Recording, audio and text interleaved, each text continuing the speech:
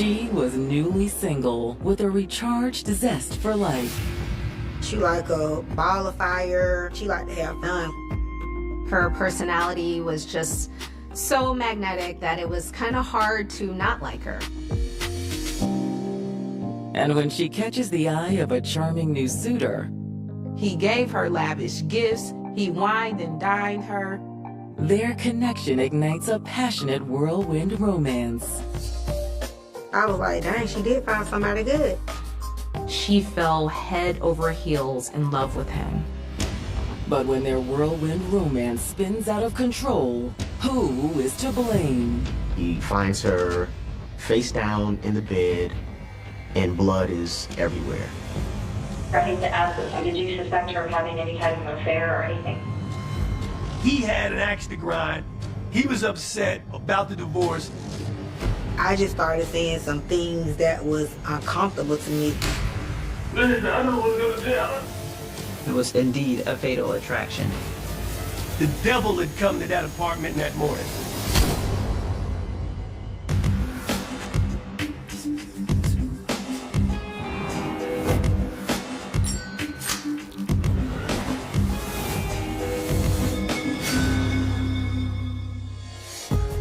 May 25th, 2010. Is a typical Tuesday morning in the southwest Atlanta neighborhood of Adams Park.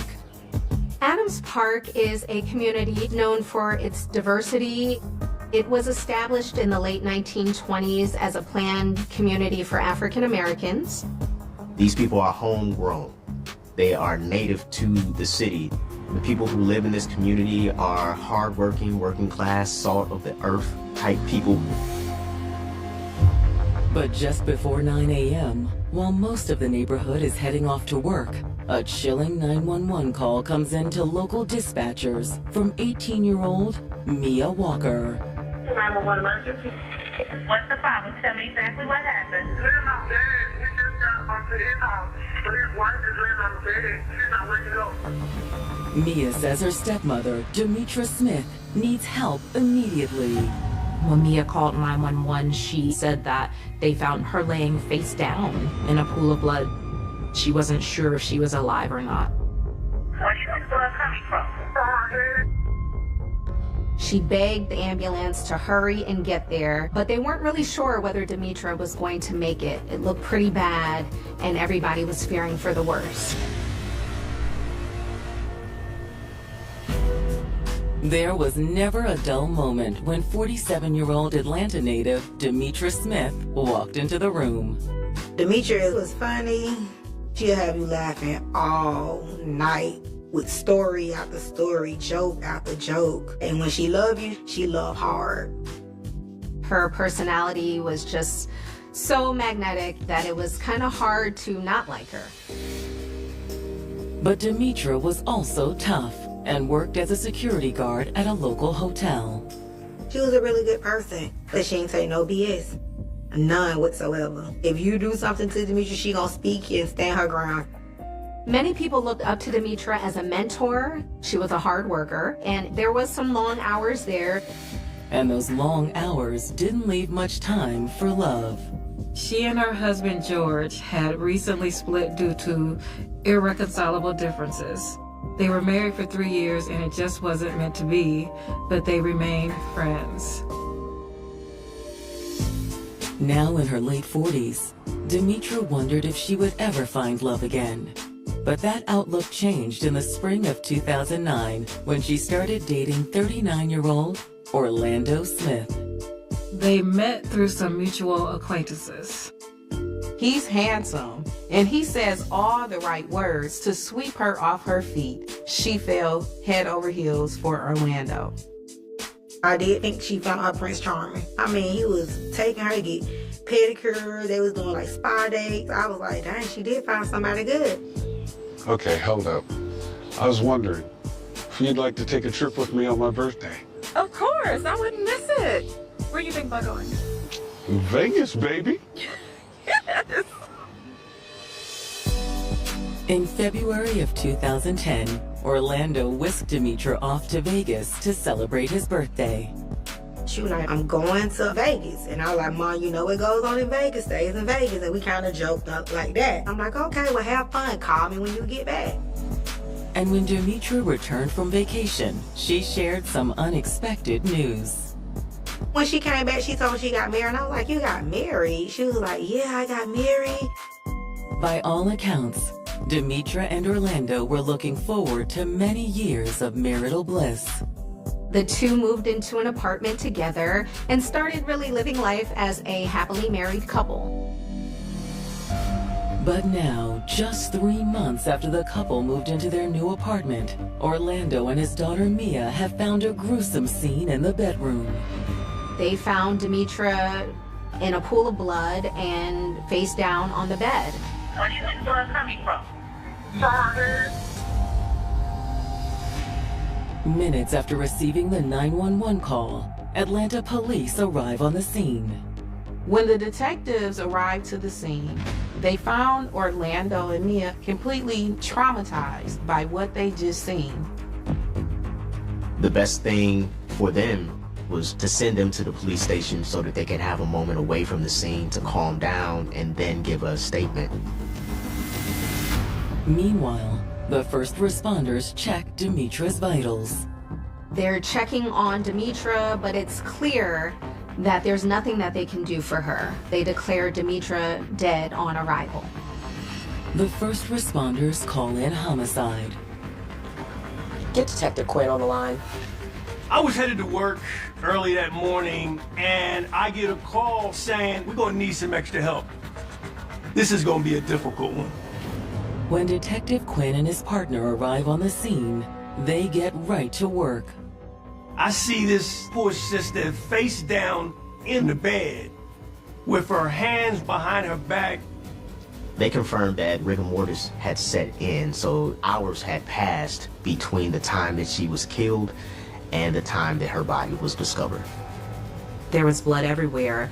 It looked as if someone fired a gun right in the back of her skull. Which immediately leads the seasoned detectives to one important conclusion. I know, she's been executed. This was a brutal, major crime scene that involved a malice murder. The devil had come to that apartment in that bedroom that morning. Security guard Demetra Smith felt like she'd gotten a second chance at love with her new husband, Orlando. Before marrying Orlando, she'd recently divorced her husband of 3 years, George Allen. But Orlando really swept her off her feet. Anything her heart desired, he did it. But just 3 months into the marriage, the couple's dream of spending the rest of their lives together is now broken. She's been executed. The devil had come to that apartment in that bedroom that morning. Based on the positioning of the body, investigators believe the killer got on top of her to pin her down and fired a bullet point blank into the back of her head. Demetra had to have been absolutely terrified because she knew what was coming. They found that there was a sock shoved in her mouth, presumably to keep her from screaming. There's no murder weapon located near the victim's body, but detectives find a potential clue in the bedroom closet. There was a gun belt that looked no different than the gun belt I used in my uniform. The only thing missing in this particular utility belt was a firearm. They wonder, did the killer take the gun and use it to kill her? The thought of a service weapon being turned on an officer hits home to the detectives. This was an official gun belt, so that heightened my sensitivity at the time. Next, detectives continue their search throughout the residence for more clues. Sitting in the kitchen sink drain, they noticed 2 bloody rings. Hey, Quinn, look at this. I could tell it was a set of wedding bands. I mean, they were just conspicuously laid right there for us to find. Investigators surmise these are Demetra's wedding bands. She wasn't wearing any when they examined her body, so the blood suggests they were removed after she was killed. But what are they doing in the kitchen sink? It makes no sense, but that may be nuggets that indicate it's a crime of passion. And nearby, detectives locate another related clue. We see there's divorce papers. Her name is listed at the top of the document, but her husband Orlando's is not. Rather, the papers finalize the divorce of Demetra's first marriage to a man named George Allen. So why is this piece of personal documentation just laid out? At that point, we didn't know what it meant, but we tagged it, we bagged it, we kept it as evidence. After wrapping up their initial search of the crime scene, detectives turn to Demetra and Orlando's neighbors. Once you've secured the scene, it's time to work out this shoe leather, try to see if the people that actually live there can give you some clues. Some neighbors report hearing what sounded like a gunshot around 2 a.m., followed by an alarm going off. After the alarm was sounding for about 30 minutes, an officer actually showed up. Oh, really? Come to find out, about 2:30 in the morning, a 911 call came in about an audible alarm going off at this particular apartment complex, at this particular apartment unit. And an officer actually responded. But what we find out is, this officer, he sees the door open and there's a dog on the inside of the apartment, and the officer elects to just make a police report and leave the scene as is and close the door. I mean, he was afraid of the dog, probably. It's a frustrating discovery for the detectives. If the officer had gone in, he may have been able to catch the killer in the act or even save her life. If you got an open door, that means your day just started and you gotta go inside and make sure that scene is safe. That didn't happen. Human error happens all the time in any investigation when you're the cops. But in speaking with the apartment complex manager, detectives uncover another important piece of information. We've been dealing with a lot of crime around here lately. There'd been a rash of burglaries in the area, and it was one apartment unit where a couple of brothers lived that were troublemakers. The brothers, Ty and Tam Jackson, have been terrorizing the neighborhood for weeks. The Jackson brothers have been responsible for about 14 robberies in that area in the recent history. They have been knocking on doors, seeing which doors are unlocked, and breaking into homes. They were always involved in stuff, pushing in doors, jiggling doors to make sure they were locked. And since Demetra's door was found unlocked, detectives wonder if this is what led to her murder. Did she catch the Jackson brothers in the act before the situation went awry? They were going to have to be found and ferreted out.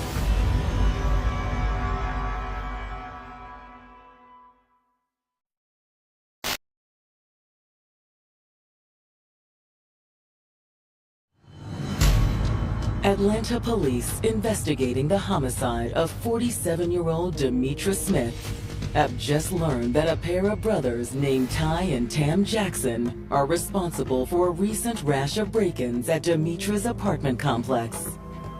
So now the police have to consider that her murder could be the result of a robbery gone wrong. Did Demetra catch the brothers in the act and pay the price? This sounds almost exactly like what could have happened in this particular case. However, the apartment complex manager qualifies the break-ins as petty thefts, not armed robberies. They've never really harmed anyone. Nothing like this. All they did was break into vacant apartments and, try to get air conditioning systems, things they could tote off and sell quickly on the street. They are just thieves. They are not necessarily cold-blooded killers. The apartment complex recently evicted the brothers due to the nuisance they've been causing. Do you have any idea where they went to? No, not a clue. No one seems to know where the Jackson brothers are now. Well, thank you for your time. Of course. Investigators issue an APB for the Jackson brothers before heading back to the station. There's two more very important people they need to speak with. It's time to go talk to the folks that made Discovery. That's gonna be Orlando Smith and his daughter, Mia. To make sure they did everything by the book, they put Orlando and Mia in two separate rooms. We got Orlando and Mia separated. We get another team of detectives to talk to Mia. But I wanted to get in here and hear from Orlando. You always want to talk to the spouse. You want to understand where they were, and if in fact they had anything to hide, or if their story is shaky. Orlando still seems pretty upset. Sorry, I know this is really hard. Hold on, be right back. Detectives ask Orlando to take them through the last 24 hours. Where were you last night? I was at my daughter's house. The night before, Orlando Smith went to go visit his daughter Mia and ended up falling asleep on her couch. Okay. What time did you get there yesterday? Maybe around about just after 5. Okay. Close to about 6 o'clock, around 6. All right, so you got there and you stayed there all night until this morning? Yes, with my grandbaby stayed a while, and I, fell asleep. Orlando stated that he woke up to a message from the alarm company. When he got the message that the alarm went off, that triggered him to call his wife. And when Demetra wouldn't answer her phone, Orlando became even more concerned for her safety. He woke up Mia and told her they needed to go check on Demetra. And when you got to your house this morning, can you tell me about that? My door was cracked. So I went in and I went upstairs. She was laying back down and I was over and I grabbed my left baby. I don't know, like a panic and just started hollering. And just broke down and started crying. It was like her blood down there. Orlando says that's when he instructed his daughter Mia to call 911. 911 emergency? This not bad. We just got onto his house. But his wife is laying on the bed. She's not waking up. In an adjacent interview room, another investigator is sitting down with Mia. Your stepmother had been murdered, so why would somebody want to kill her? See, that's the part, like... That's the whole point we're all at. Yeah, like, that's the part I was thinking about, like... That's when I walked holler, like, I'm shocked. Like, when I called police, I didn't even know what to say. I just seen, like, blood everywhere, and I was like, stuck. He even had to tell me to call police, because... Right. I'm like, I don't even know what to do. When pressed for details, Mia gives the same timeline her father is providing in the room next door.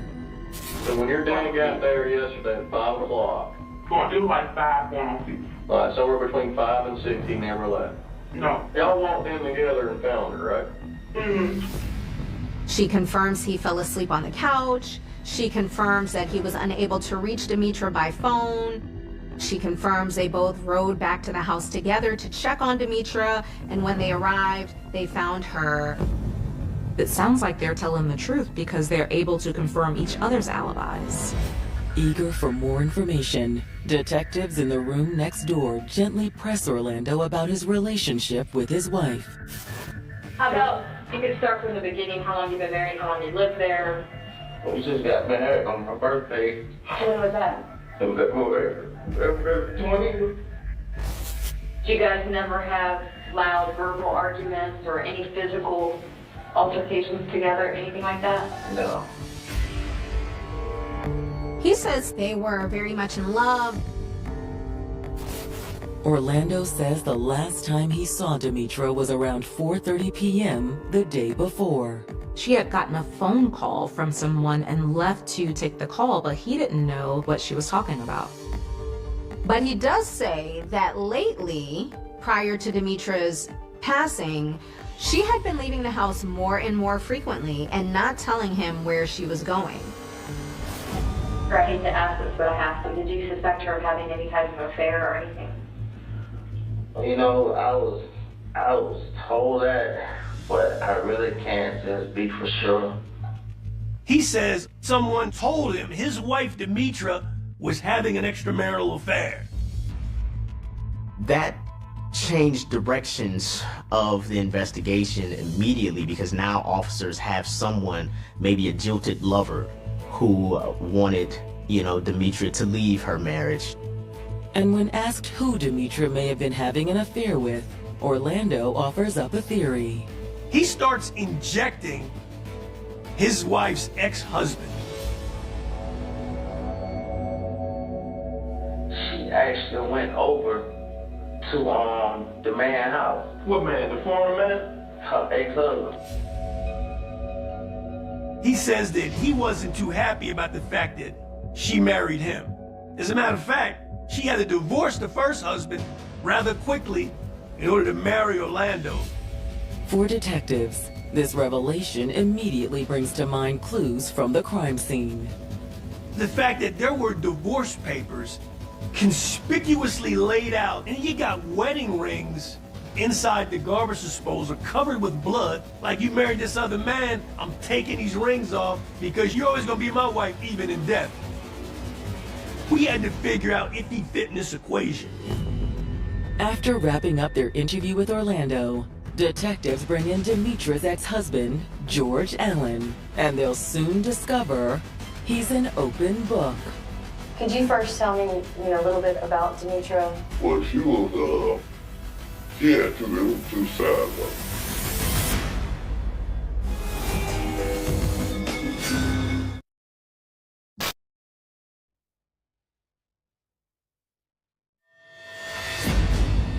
Atlanta detectives investigating the murder of 47-year-old Demetra Smith are sitting down with her ex-husband, George Allen.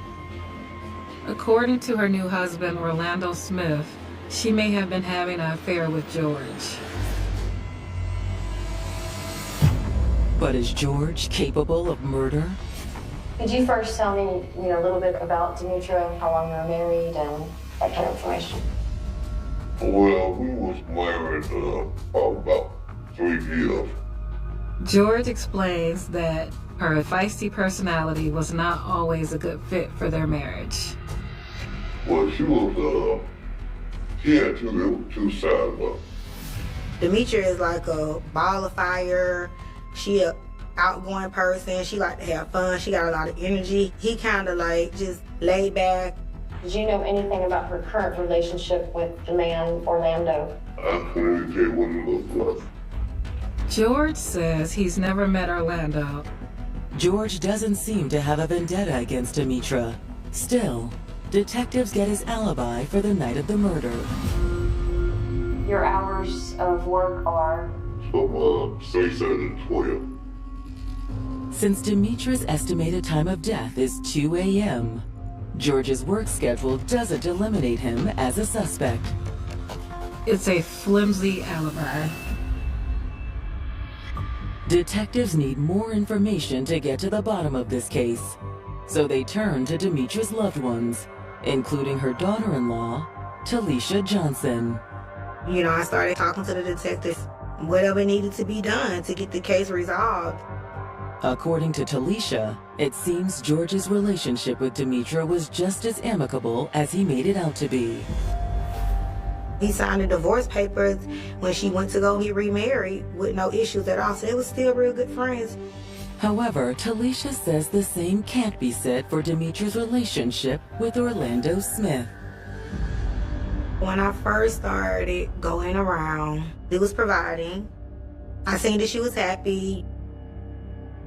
Orlando just kind of came out of the blue, swooped her up like a knight in shining armor. But Talisha explains, as time went on, Demetra began withdrawing from her family. He came in, she started pushing herself away, and I don't know why she was doing that. She just slowly, started pushing away from us. She started distancing herself from me. I started seeing a lot of control. He didn't want her to go anywhere, and he can't do things that she wanted to do. So the relationship definitely took a turn, and I would say for the worse. The truth started to become clearer that there were some pretty significant issues between them in their short marriage. I just started saying some things that was uncomfortable to me. I just don't think things is what she say it is. This storybook relationship had now turned toxic. Eventually, their arguments escalated out of control. Orlando was actually physically beating her. She had been abused by this man. Orlando always told her he was sorry, promised he would never do it again. I'm sorry. I'm sorry. Please forgive me. She was being controlled, and it's kind of crazy because when I say she don't take no BS, like she was just like mad in love. We're both tired. Maybe we should just go lay down. Yeah, come on. Let's go to bed. But deep down, Demetra knew Orlando's promises were empty. I think she began to discover that she had made a mistake. She wants to get herself out of this situation. Fed up with her abusive partner, Demetra had finally made a plan to leave him. She had gone out on her own and secretly secured a new apartment lease in an unknown location. She was doing what you're supposed to do. She was trying to get out of it. She was set to move in her new living space the day after she was killed. So bam, that's huge. Police can no longer give Orlando the benefit of the doubt, and they now know clearly that he's lying to them. His story is falling apart, and the linchpin of his story is his own daughter as his alibi. We gotta figure this out. They decide to conduct follow-up interviews with both Orlando and Mia that same day. This time, investigators decide to start with questioning Mia. Was she in fact telling us the truth? Was she giving us everything from what she believed happened in this situation? At first, Mia sticks to her story. She says he stayed the night over there, slept on a couch, and then they got up the next morning and went to the house and discovered the body. My dad had getting up like 5 or 6 o'clock in the morning so he can get ready to go to work. So right now, we're believing as a collective that Mia holds the answers. So instead of going into round 2 in the classic sense of the word, we're trying to get an interview with her, we decide to leave the room.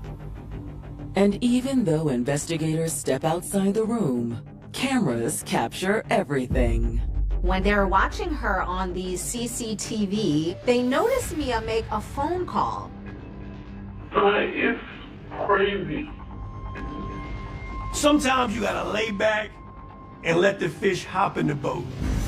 Yeah, it's like I'm scared. Like, I really do know the truth. We don't even know who she's talking to, but she says something that just blows our socks off. I be ugly, like I believe my dad killed her.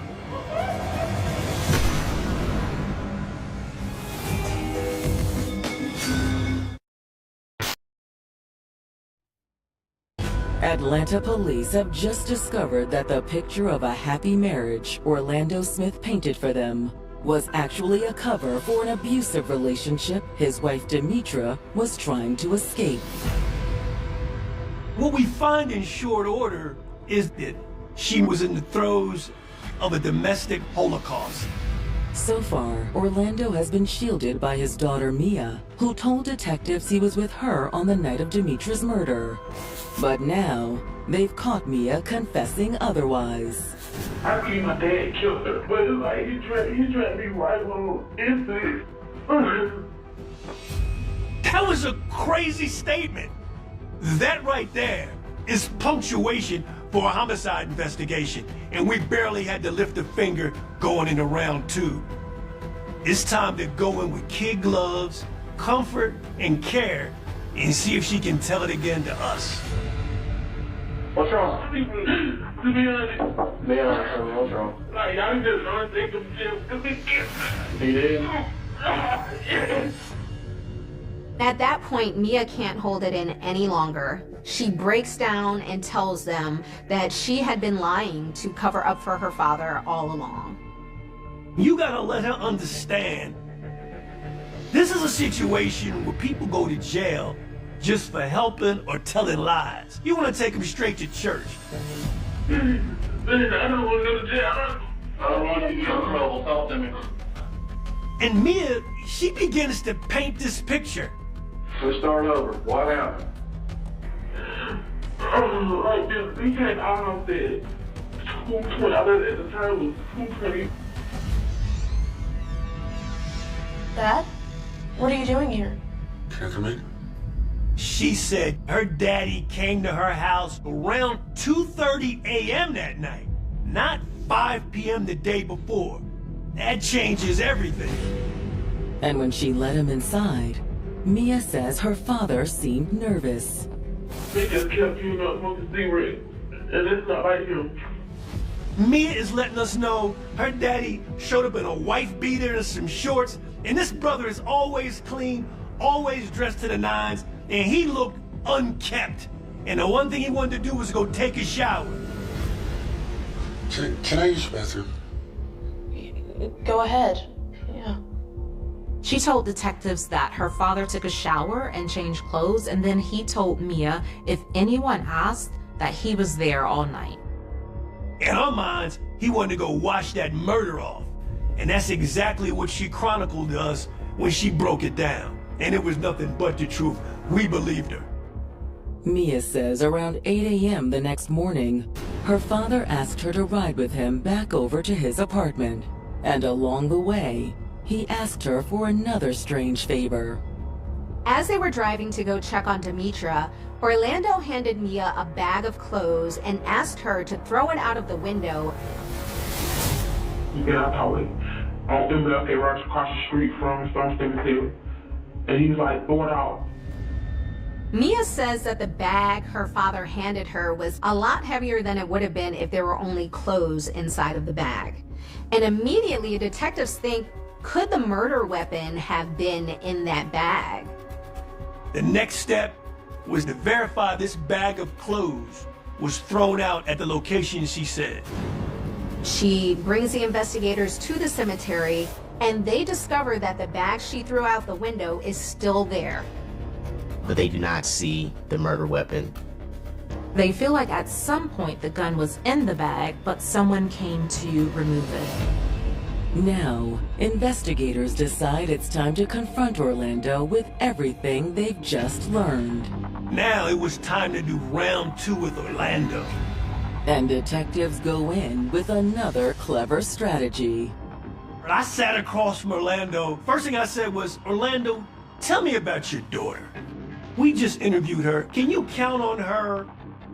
Do you trust your daughter? Yes. Does she tell the truth most of the time? Yes. He was giving his daughter high marks. That's my baby.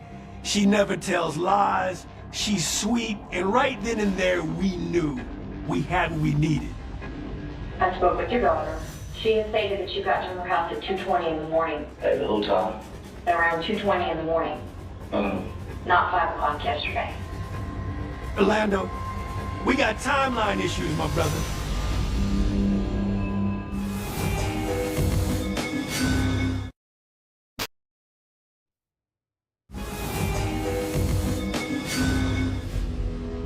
Atlanta detectives speaking with murder suspect Orlando Smith have just confronted him with the fact that his daughter Mia is no longer covering for him.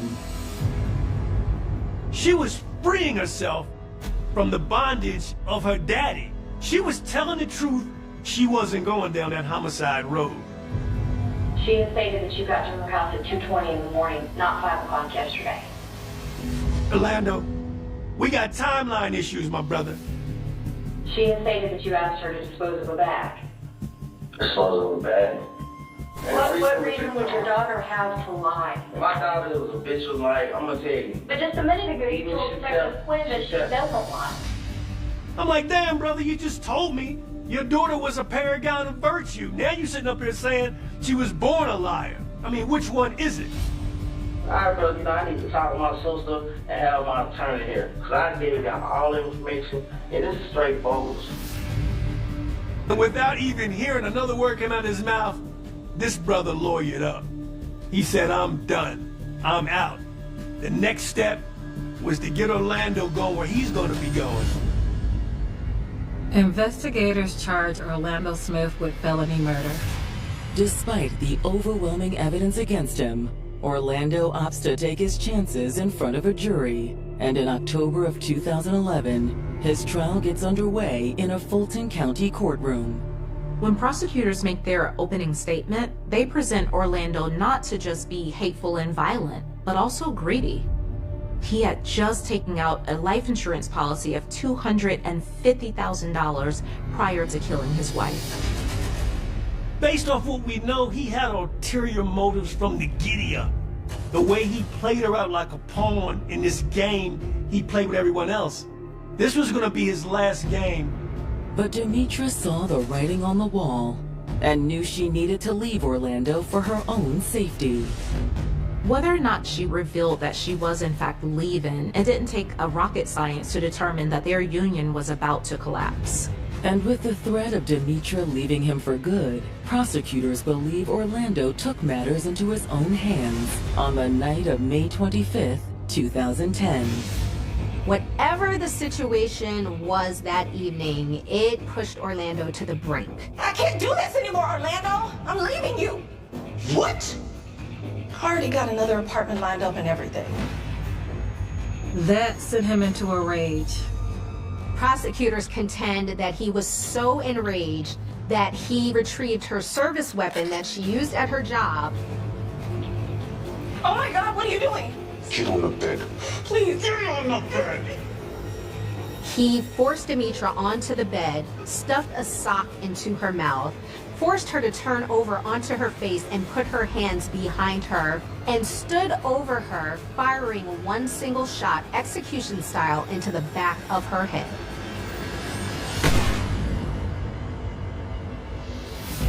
Prosecutors say once his wife was dead, Orlando staged the scene in an attempt to frame her ex-husband for the crime. He changed his clothes and removed her wedding rings.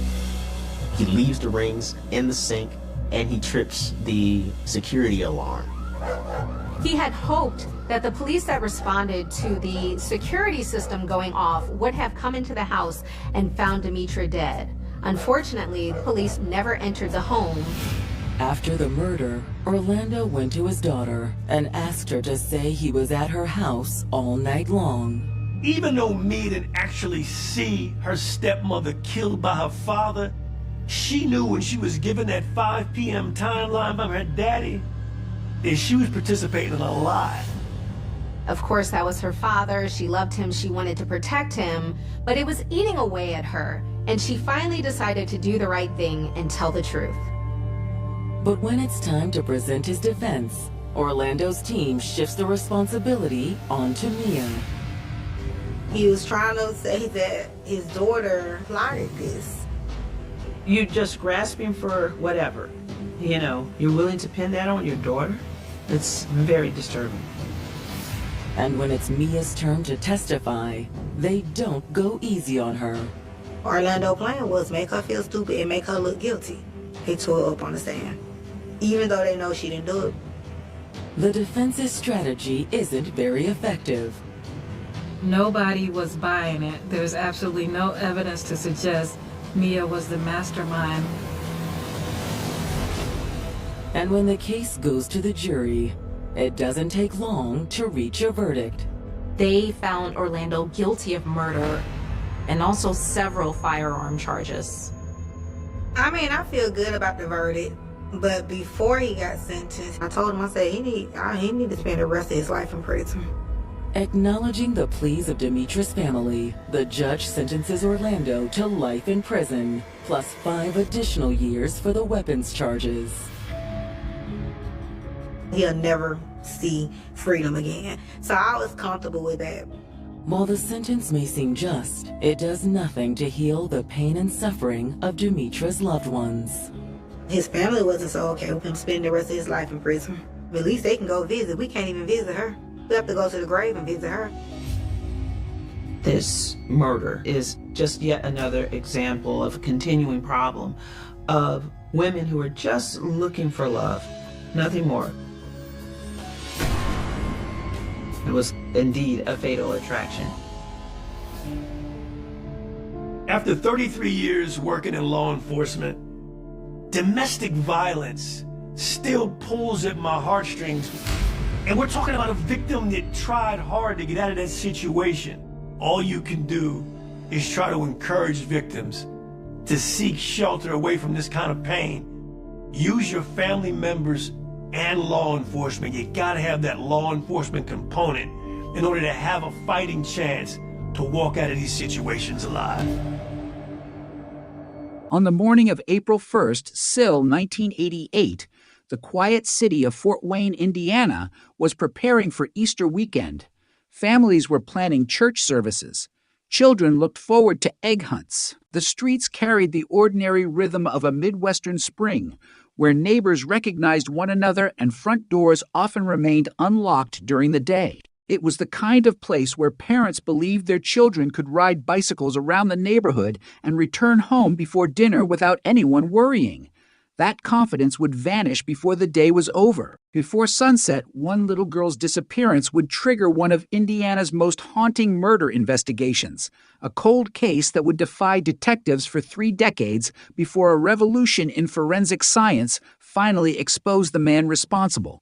8-year-old April Marie Tinsley lived with her family in Fort Wayne. Friends remembered her as cheerful, energetic, and curious. Like countless children her age, she enjoyed spending time outdoors, riding her bicycle, and visiting friends who lived nearby. Her neighborhood was familiar territory. The streets, sidewalks, and nearby homes formed a world that felt safe because it was filled with people she knew. Nothing about the afternoon of April 1st suggested that history was quietly moving toward tragedy. Around midday, April left home to ride her bicycle. According to the investigation, she intended to visit friends in the neighborhood. It was an ordinary activity that thousands of children repeated every day across America. There was no indication that she sensed danger. There were no reported screams, no obvious struggle witnessed by neighbors, and no immediate sign that anything unusual had happened. At some point during that afternoon, however, April disappeared. When she failed to return home, concern quickly spread through her family. At first, relatives considered the ordinary explanations familiar to every parent. Perhaps she had stayed longer with friends. Perhaps she had stopped somewhere along the way. But as the afternoon turned into evening, those possibilities became increasingly unlikely. Family members began searching nearby streets. Neighbors joined the effort. Friends checked places where children commonly gathered. Every passing minute increased the sense that something was terribly wrong. Soon, law enforcement officers became involved. The disappearance of an 8-year-old child immediately transformed into a major emergency. Police organized search efforts throughout the surrounding neighborhoods. Volunteers combed vacant lots, parks, wooded areas, and drainage ditches. If officers questioned residents door to door, they examined possible routes April might have taken. Detectives interviewed classmates, neighbors, and anyone believed to have seen her during the day. Time mattered. Investigators understood that the earliest hours following a child's disappearance often provide the greatest opportunity to locate them safely. As darkness settled over Fort Wayne, anxiety spread across the city. Parents called children indoors earlier than usual. Television and radio stations reported the disappearance. Flyers bearing April's photograph began appearing throughout the community. People who had never met the little girl suddenly found themselves searching fields, roadsides, and neighborhoods in the hope of bringing her home. The investigation expanded rapidly. Yet despite the growing number of officers and volunteers, no confirmed witness could explain exactly what had happened after April left on her bicycle. The absence of immediate answers proved deeply troubling.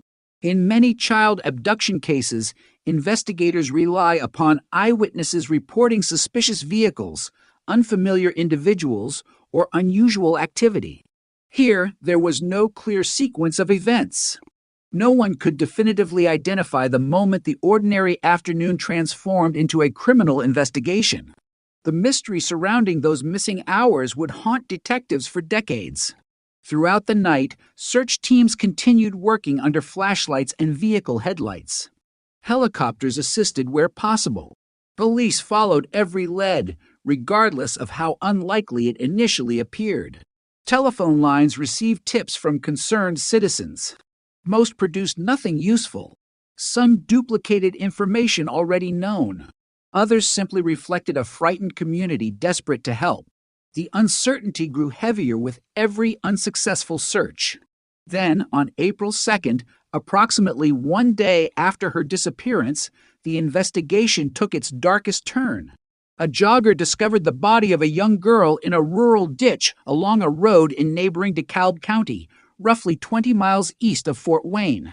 Investigators quickly confirmed the devastating reality. The victim was April Tinsley. The discovery ended hope. It began a homicide investigation. News spread through Indiana with astonishing speed.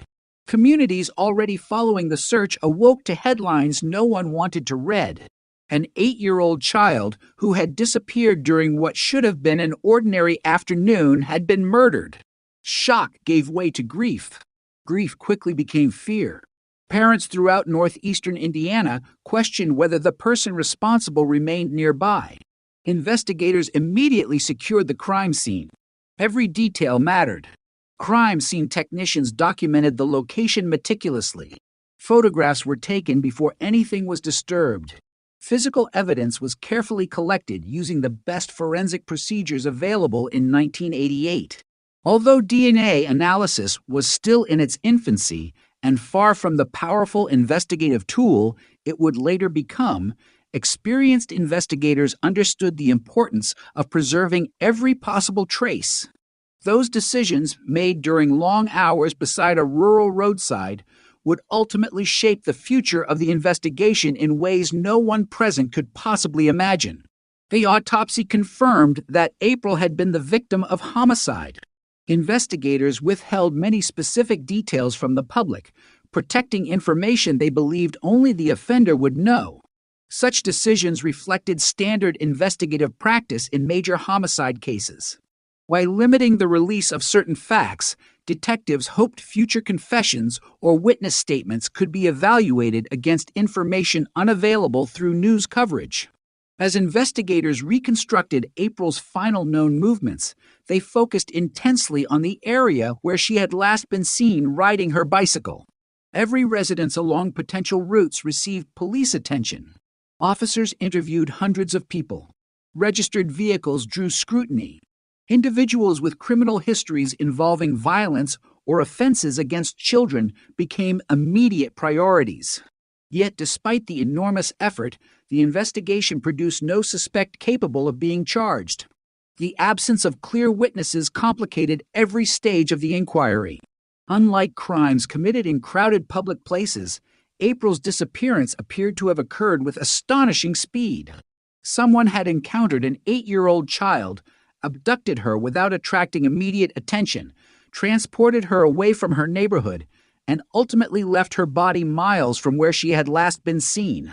That sequence suggested planning, opportunity, or both. Detectives carefully considered whether the offender had specifically targeted April or acted opportunistically. At that stage, neither possibility could be eliminated. Meanwhile, the emotional impact upon Fort Wayne continued growing. Schools addressed frightened students. Parents altered routines that had existed for years. Children who once played freely outdoors now remained under much closer supervision. Simple neighborhood activities suddenly carried new anxiety. One murder had fundamentally changed an entire community's understanding of safety. As weeks passed, investigators accumulated thousands of pages of reports. Every possible lead received attention. Tips arrived from neighboring states. Psychics contacted police claiming supernatural insight. Individuals reported suspicious strangers observed near schools or parks. Anonymous callers offered fragmented information. Most tips ultimately proved unrelated. Still, detectives pursued them because eliminating possibilities remained essential. No credible lead could be ignored. As public attention intensified, investigators appealed repeatedly for assistance. Newspaper articles featured April's smiling school photograph. Television broadcasts reconstructed the timeline. Citizens were encouraged to report even the smallest detail if it seemed unusual. Police emphasized that someone, somewhere, might unknowingly possess information capable of solving the crime. Yet the investigation continued encountering the same obstacle. There was no definitive path leading toward the offender. Months gradually passed. Evidence filled storage rooms. Interview transcripts multiplied. Maps covered with handwritten notes documented countless investigative efforts. Experienced detectives refused to surrender. They believed every homicide left evidence. Every offender made mistakes. The challenge lay in discovering which overlooked detail might eventually reveal the truth.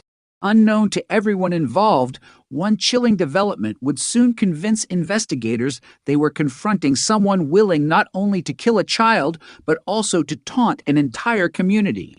The murder itself had already devastated Fort Wayne. What happened next would transform fear into something even darker. The offender was not finished communicating. He intended to remind investigators, parents, and every frightened family that he was still watching. And with a few handwritten words left in places where children played, the mystery surrounding April Tinsley's murder would enter an even more terrifying Chapter 1 that would leave Indiana searching for a faceless predator whose identity would remain hidden for another 30 years. The discovery of April Tinsley's body had already shaken northeastern Indiana to its core. But investigators soon realized they were confronting an offender whose actions extended far beyond the murder itself. This was not someone who intended to disappear quietly into anonymity. In the weeks that followed, a series of deeply disturbing messages began appearing in public places, transforming an already heartbreaking homicide into one of the most chilling investigations in Indiana history. The crime was no longer simply about identifying a killer. It became a psychological battle between law enforcement and an unknown predator who appeared determined to spread fear throughout an entire community. Only a short time after April's murder, residents began noticing handwritten notes left in locations where children regularly gathered. Some were attached to bicycle paths. Others appeared near schools or public areas frequented by families. The messages immediately drew investigators' attention because they referenced April Tinsley's murder in ways that strongly suggested knowledge unavailable to the general public. Detectives quickly secured every note as potential evidence. The content was deeply unsettling. The writer mocked investigators. He referred to April directly. He implied responsibility for the crime. Even more disturbing, the messages suggested that he remained interested in children. For experienced homicide detectives, the letters represented far more than anonymous vandalism. They appeared to be deliberate communications from the offender himself. Each note was photographed, carefully preserved, and submitted for forensic examination. Handwriting specialists analyzed every letter. Investigators searched for fingerprints, paper composition, ink characteristics, and linguistic patterns all became subjects of detailed study. Every physical detail offered a possible avenue toward identification. Unfortunately, forensic technology in 1988 remained limited compared to the capabilities available decades later. The notes provided valuable behavioral evidence, but they failed to reveal the author's identity.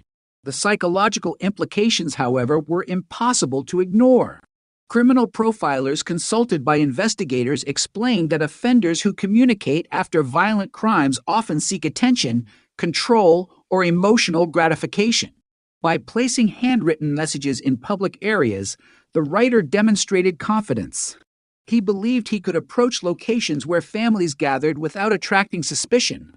He believed he remained invisible. Perhaps most disturbing of all, he appeared to enjoy reminding the community that he was still free. Fear spread rapidly across Fort Wayne and surrounding communities. Parents altered daily routines almost overnight. Children who previously walked or rode bicycles to school began traveling with adults whenever possible. Neighborhood watch groups expanded. Schools reviewed safety procedures. Churches discussed the murder during community meetings. The handwritten notes created an atmosphere in which every unfamiliar vehicle, every unknown adult, and every unexplained event seemed potentially connected to the killer. Investigators responded by dramatically expanding the scope of the inquiry. The notes themselves became major crime scenes. Officers canvassed surrounding neighborhoods each time a message appeared. Residents were questioned regarding suspicious individuals. Businesses reviewed available records.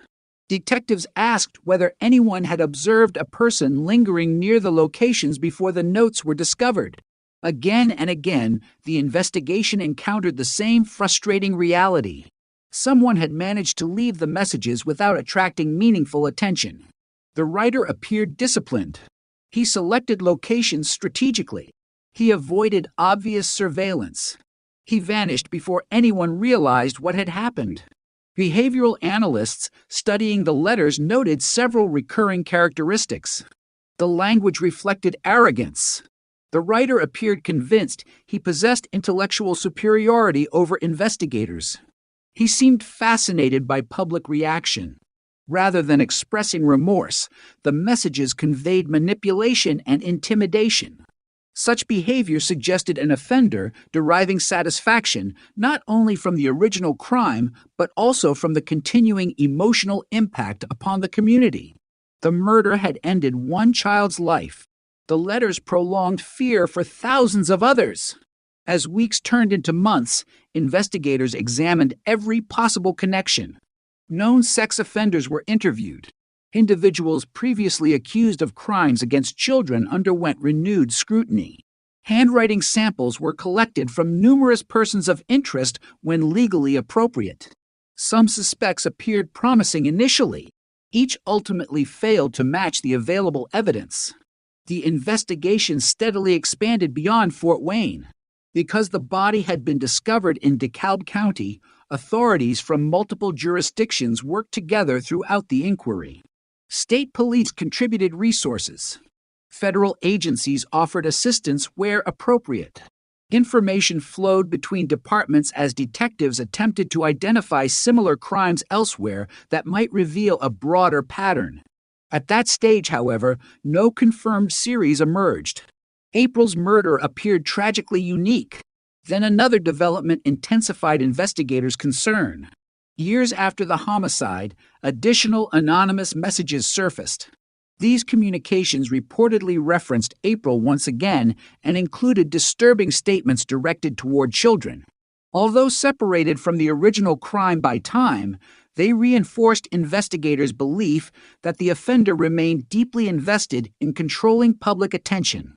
The letters suggested someone preserving trophies of fear rather than moving beyond the crime. For detectives, the continued communications presented both opportunity and frustration. Every new message created another chance to collect forensic evidence. Yet every unsuccessful examination reinforced the offender's confidence. He remained unidentified. The community continued waiting. Parents continued wondering whether he still lived nearby. Investigators revisited April's final known movements repeatedly. They reconstructed neighborhood activity minute by minute. They compared school schedules. They reviewed traffic patterns. They examined whether construction projects, utility work, or delivery routes might explain unfamiliar vehicles present in the area during the afternoon of April 1st. Each investigative avenue required enormous effort. Each produced more information than certainty. Thousands of interviews accumulated. Evidence rooms filled with reports. Maps became covered with handwritten annotations documenting leads pursued across northeastern Indiana. Experienced detectives often described homicide investigations as assembling enormous puzzles without knowing whether every piece still existed. The April Tinsley investigation embodied that challenge perfectly. Some evidence remained strong. Other evidence grew weaker as years passed. Witnesses moved away. Memories faded. Businesses closed. Records disappeared according to routine retention schedules. Yet investigators refused to abandon the case. They understood that child homicide investigations demand extraordinary persistence regardless of immediate success. Meanwhile, April's family endured unimaginable grief under constant public attention. Every anniversary brought renewed media coverage. Every newly discovered letter reopened emotional wounds. The family's loss became intertwined with one of Indiana's most recognizable unsolved murders. While investigators searched for evidence, relatives faced the far more personal challenge of living each day without answers. Their determination to keep April's memory alive helped ensure the investigation never completely disappeared from public consciousness. As the early 1990s approached, the case remained unsolved. The offender had successfully evaded identification. The handwritten messages remained among the most distinctive pieces of evidence. Behavioral experts continued refining offender profiles. Detectives preserved every item collected during the investigation with meticulous care. Some believed scientific advances might eventually unlock evidence impossible to interpret using contemporary methods. At the time, however, such optimism rested more upon hope than certainty. DNA profiling was gradually becoming more important within criminal investigations, but its practical applications remained limited compared with later decades. No one could accurately predict how dramatically forensic science would evolve. What investigators did know was this: the offender had touched objects. He had written letters. He had left physical traces somewhere. Whether those traces could ever identify him remained unknown. Still, experienced detectives insisted on preserving everything. Evidence bags remained sealed. Biological samples stayed protected. Documents were carefully cataloged. Every item entered storage according to strict procedures. Some younger officers questioned why detectives devoted such attention to evidence that seemed unlikely ever to produce answers. Veteran investigators offered the same response. Science changes. Evidence should outlive technology. That philosophy would eventually become one of the defining reasons the April Tinsley investigation reached a successful conclusion decades later. For the families living through the early years of the case, however, none of that future existed yet. Only uncertainty remained. Every unknown man passing a school, every vehicle slowing near children, every anonymous letter arriving unexpectedly. Each reminded northeastern Indiana that somewhere nearby, a child killer had not only escaped justice, but had demonstrated the confidence to communicate openly with the very community searching for him. The silence surrounding his identity grew heavier with every passing year. Yet hidden inside carefully preserved evidence stored quietly in police facilities while technology slowly advanced lay microscopic clues that neither investigators nor the offender fully understood. One day, those invisible traces would begin speaking with a certainty no handwritten message could ever silence. Years passed, but the fear created by April Tinsley's murder refused to disappear. What had begun as a frantic search for an abducted 8-year-old slowly transformed into one of Indiana's most haunting cold cases. Newspapers no longer carried daily headlines. Television crews eventually left Fort Wayne. The search parties dissolved. Yet for detectives assigned to the investigation, the case never truly ended. Every anniversary served as a reminder that somewhere, an unidentified child murderer continued living an ordinary life while April's family endured another year without answers. The investigation had entered its most difficult phase not because detectives lacked determination, but because time itself had become the greatest obstacle. Throughout the late 1980s and into the 1990s, investigators continued receiving tips from the public. Some callers believed they recognized the handwriting from the anonymous notes. Others reported suspicious neighbors whose behavior seemed unusual after April's murder. Former classmates identified adults who had once made them uncomfortable. Individuals contacted police after seeing media coverage, convinced they had finally remembered something important. Every lead was documented. Every credible allegation received attention. Detectives understood that cold cases are often solved because someone eventually recalls a forgotten detail. Unfortunately, each promising lead eventually reached the same conclusion. There was insufficient evidence connecting any suspect to April's murder. The handwritten messages remained among the most disturbing pieces of evidence. Investigators revisited them repeatedly. Handwriting experts performed additional comparisons as new suspects emerged. Linguists examined vocabulary, sentence structure, spelling habits, and phrasing. Behavioral specialists studied the emotional tone of the letters, hoping the author's language might reveal educational background, personality traits, or occupational habits. The notes suggested an individual who enjoyed intimidation, someone who wanted the community to remember the crime, someone who believed he remained untouchable. Yet psychological insight alone could not identify a name. The letters painted a portrait of behavior. They did not reveal the writer. Meanwhile, advances in forensic science slowly began changing homicide investigations across the United States. During the late 1980s, DNA analysis was still relatively new and available only in limited circumstances. By the early 1990s, however, laboratories were gradually expanding their ability to analyze biological evidence collected from crime scenes. Detectives assigned to the April Tinsley case watched these developments closely. They knew physical evidence had been preserved carefully from the beginning of the investigation. The question was whether the available technology had advanced enough to extract meaningful information. Evidence from the case was submitted for additional forensic review whenever scientific improvements justified re-examination. Laboratory specialists worked patiently. Techniques improved. Sensitivity increased. Methods became more reliable. Eventually, investigators succeeded in developing a DNA profile believed to belong to the unknown offender. For the first time since April's murder, detectives possessed something uniquely identifying. Not a witness description, not a behavioral theory, not anonymous letters, a genetic profile. The discovery represented an extraordinary breakthrough, but it also introduced a new frustration. The profile belonged to someone whose identity remained unknown. Investigators compared the DNA against available criminal databases. No match appeared. At first, detectives considered that result surprising.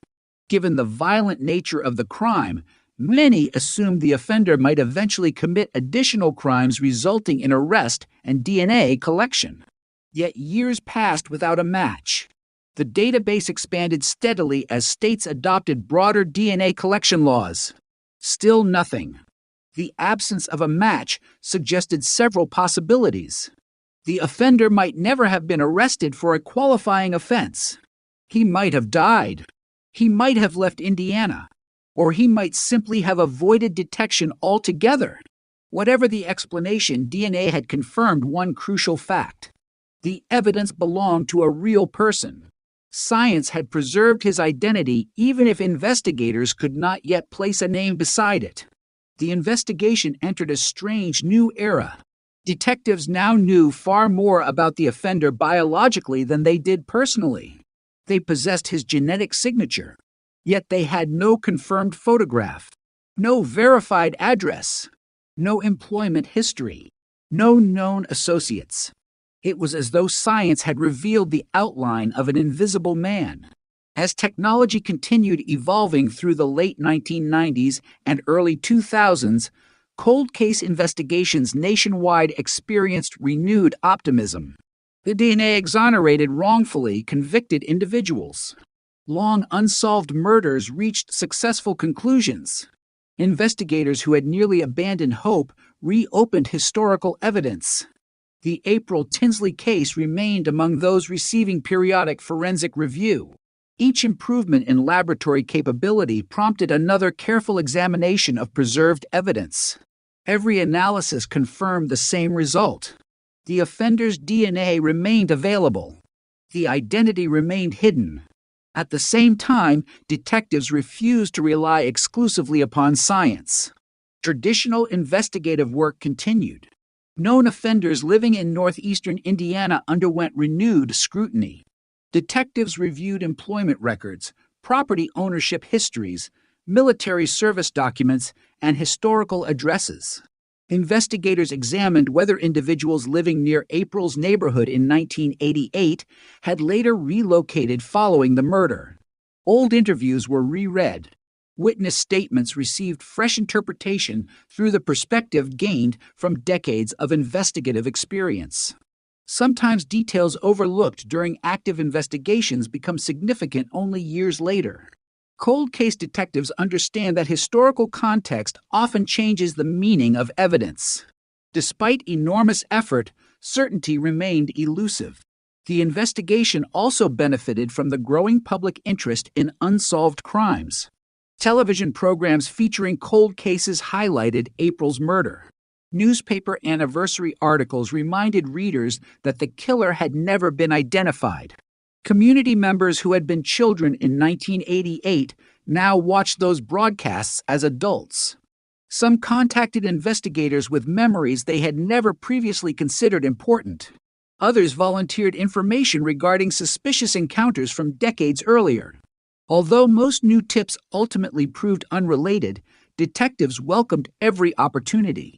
A single overlooked detail can transform an investigation. The emotional burden carried by April's family remained constant throughout these years. Every birthday became another painful reminder.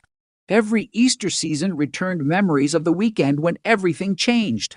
The media interviews reflected both grief and determination. The family consistently expressed hope that one day science would accomplish what conventional investigation had not.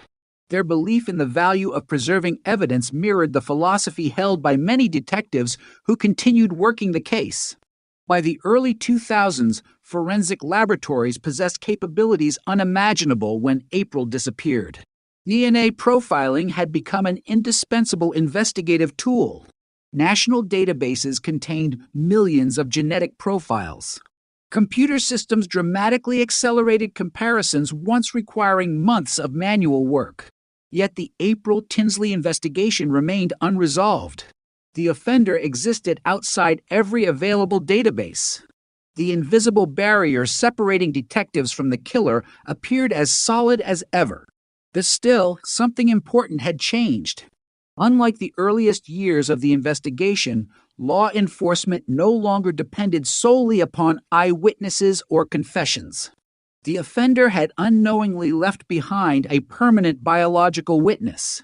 Unlike memory, DNA does not fade. Unlike eyewitness testimony, genetics does not become uncertain with age. The evidence waited patiently. Detectives increasingly believed the solution might not come from another interview or anonymous telephone tip. It might arrive through scientific methods not yet fully developed. That belief became stronger as entirely new investigative concepts emerged within forensic research. Among the most promising was a revolutionary idea few investigators initially understood. Instead of asking whether the offender's DNA matched someone already known to police, what if the DNA could identify relatives instead? What if distant family connections, preserved through inherited genetics and documented across generations, could guide detectives towards someone who had never been arrested? The concept sounded almost unbelievable. Many investigators viewed it with cautious curiosity. Others wondered whether it would ever become practical. At that moment, it remained largely experimental. But within only a few years, forensic genetic genealogy would transform cold case investigations across America. The breakthrough would first capture worldwide attention in another notorious investigation, the Golden State Killer case. When detectives working April Tinsley's murder watched that extraordinary success unfold in 2018, they realized something profound. The scientific revolution that had finally identified one predator after decades of silence might also expose the man who had murdered 8-year-old April on an ordinary spring afternoon in Indiana 30 years earlier. For the first time in decades, the investigation no longer felt trapped by the past. It was beginning to move toward the future. The announcement that the Golden State Killer had been identified through forensic genetic genealogy in April 2018 reverberated throughout law enforcement agencies across the United States. Detectives who had spent decades pursuing unsolved murders watched with cautious optimism as an entirely new investigative method demonstrated its extraordinary potential. For many cold case investigators, the breakthrough represented more than the solution to one notorious serial crime. It signaled the beginning of a new era. If preserved DNA could identify an offender through distant relatives rather than direct database matches, countless investigations once considered impossible might suddenly become solvable. Among the cases receiving renewed attention was the murder of 8-year-old April Tinsley. By that time, nearly 30 years had passed since April disappeared from her Fort Wayne neighborhood. 3 decades. 3 decades of unanswered questions. 3 decades of birthdays without celebration. 3 decades of detectives retiring, new investigators inheriting the case, and evidence remaining carefully preserved while technology steadily advanced. The biological evidence recovered in 1988 still existed. The unknown offender's DNA profile remained intact. The challenge had never been obtaining the profile.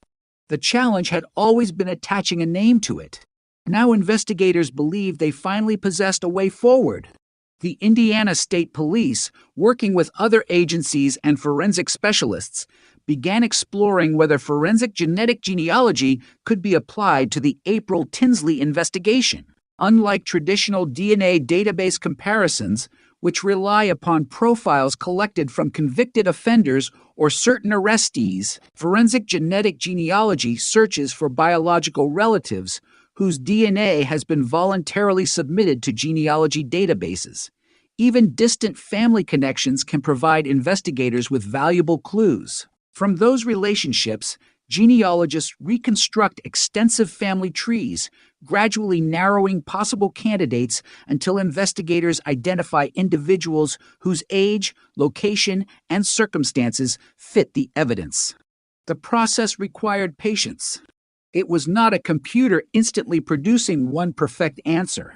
Instead, it resembled historical research combined with forensic science. Every branch of a family tree demanded careful verification. Birth records, marriage certificates, obituaries, military service documents, property records, census information, public archives. Each document became another piece of an enormous puzzle extending across generations. Professional genealogists traced relatives who had likely never imagined their family history might someday contribute to solving a child murder committed decades earlier. Meanwhile, detectives reviewed every historical fact surrounding April's case with renewed intensity. The offender had abducted a child from Fort Wayne. He transported her to DeKalb County. He left handwritten messages after the murder. He remained unidentified despite years of investigation. These established facts provided essential context as genealogical analysis gradually reduced the number of possible individuals. As investigators worked quietly behind the scenes, the public knew almost nothing about the renewed momentum. Unlike highly publicized investigations seeking witnesses, forensic genealogy required discretion.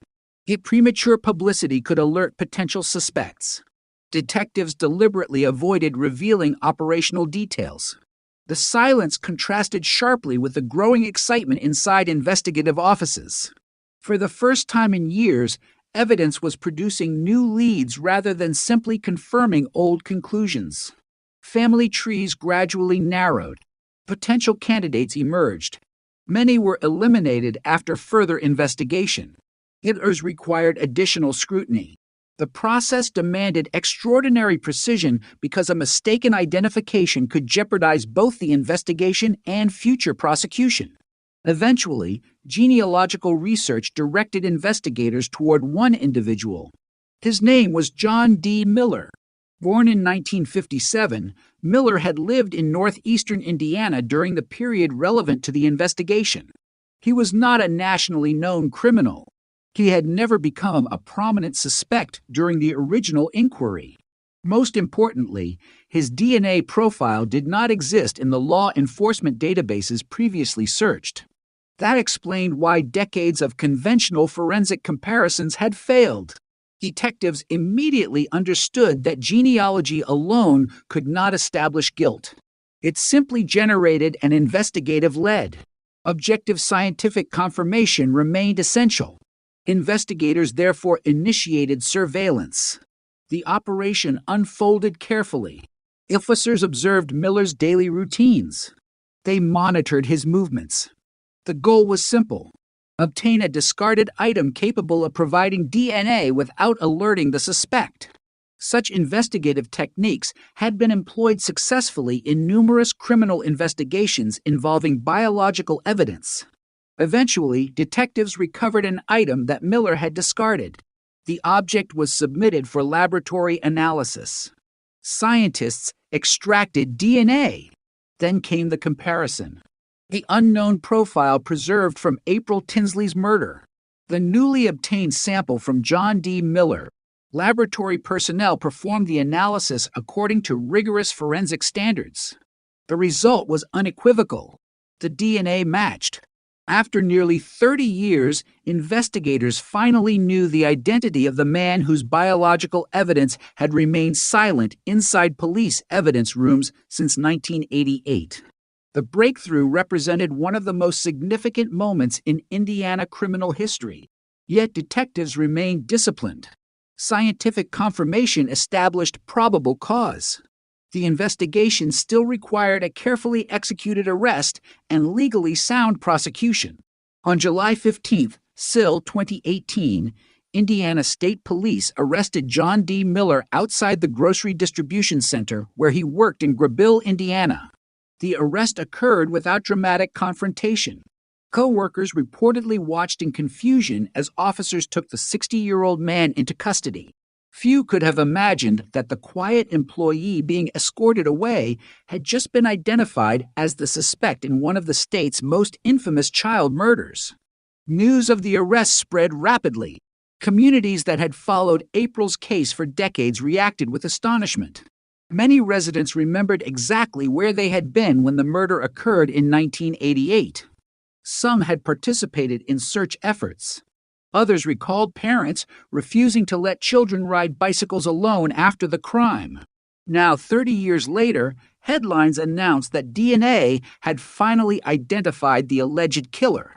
The emotional response reached far beyond Indiana. Across the United States, investigators working unsolved murders recognized the extraordinary implications.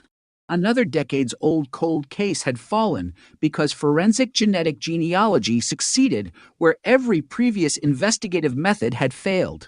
During court proceedings following the arrest, prosecutors formally charged John D. Miller with murder, child molestation, and criminal confinement related to April Tinsley's death.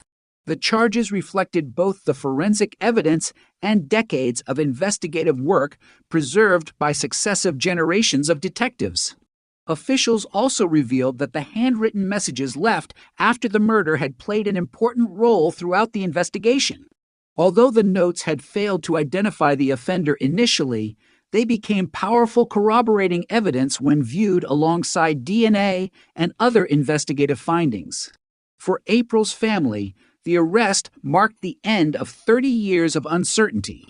No announcement could erase the pain of losing an 8-year-old child. No courtroom could restore the life interrupted in 1988. But one burden finally disappeared. The unknown had become known. The question haunting the family for 3 decades, who did this, finally had an answer supported by science. Investigators later reflected that the case illustrated the extraordinary importance of preserving evidence regardless of existing technological limitations. The biological material collected in 1988 had remained scientifically useful because crime scene personnel handled it with professionalism long before anyone imagined forensic genetic genealogy. Those early decisions proved invaluable. Without preserved DNA, the revolutionary investigative method introduced decades later could never have succeeded. The arrest of John D. Miller also reinforced another enduring lesson. Cold cases are not necessarily dead cases. Sometimes the missing element is neither determination nor evidence. Sometimes it is simply time. Time for science to advance. Time for new investigative ideas to emerge. Time for technology to reveal answers previously hidden within microscopic traces left behind at a crime scene. As prosecutors prepared for trial, investigators continued strengthening every aspect of the case. Historical evidence underwent renewed review. Witnesses were re-interviewed where appropriate. Laboratory findings received additional verification. Detectives understood that solving the mystery represented only one stage. Presenting decades-old evidence before a court required extraordinary preparation. Every document, every chain of custody record, every forensic procedure, every investigative decision made since 1988 would now face legal scrutiny. The pursuit of truth had entered its final phase. And after 30 years of silence, the evidence was finally ready to tell its complete story. For nearly 30 years, the name John D. Miller had meant nothing to investigators working the April Tinsley case. He had lived an outwardly ordinary life in northeastern Indiana, working steadily and blending into the routines of everyday society. While detectives revisited evidence, interviewed witnesses, and searched for a faceless predator, Miller remained outside the investigation because there had been no direct path leading to him. He had never been identified through eyewitness testimony. His DNA was absent from law enforcement databases. He had avoided the circumstances that might have exposed him through conventional investigative methods. The very fact that he appeared unremarkable became one of the reasons he escaped detection for so many years. That anonymity ended forever in July 2018, when forensic genetic genealogy connected preserved biological evidence from 1988 directly to him. The arrest sent shockwaves throughout Indiana. Residents who had followed April Tinsley's case for decades struggled to understand how the suspect had remained hidden in plain sight. Co-workers described surprise. The neighbors expressed disbelief. Many asked the same question investigators had considered for years. How could someone allegedly responsible for such a horrific crime live an apparently ordinary life for 3 decades without attracting attention? Experienced detectives offered a familiar answer. Many violent offenders do not fit popular stereotypes. Some maintain employment. Some develop routines that appear completely ordinary. Some avoid additional crimes that would expose them to law enforcement. Criminal investigations depend upon evidence rather than appearances. The April Tinsley case demonstrated that reality once again. Following Miller's arrest, investigators executed search warrants connected to the case. Every legally authorized search aimed to recover additional evidence capable of strengthening the prosecution. Although many details remained protected because of the pending criminal proceedings, detectives emphasized that the investigation extended well beyond DNA alone.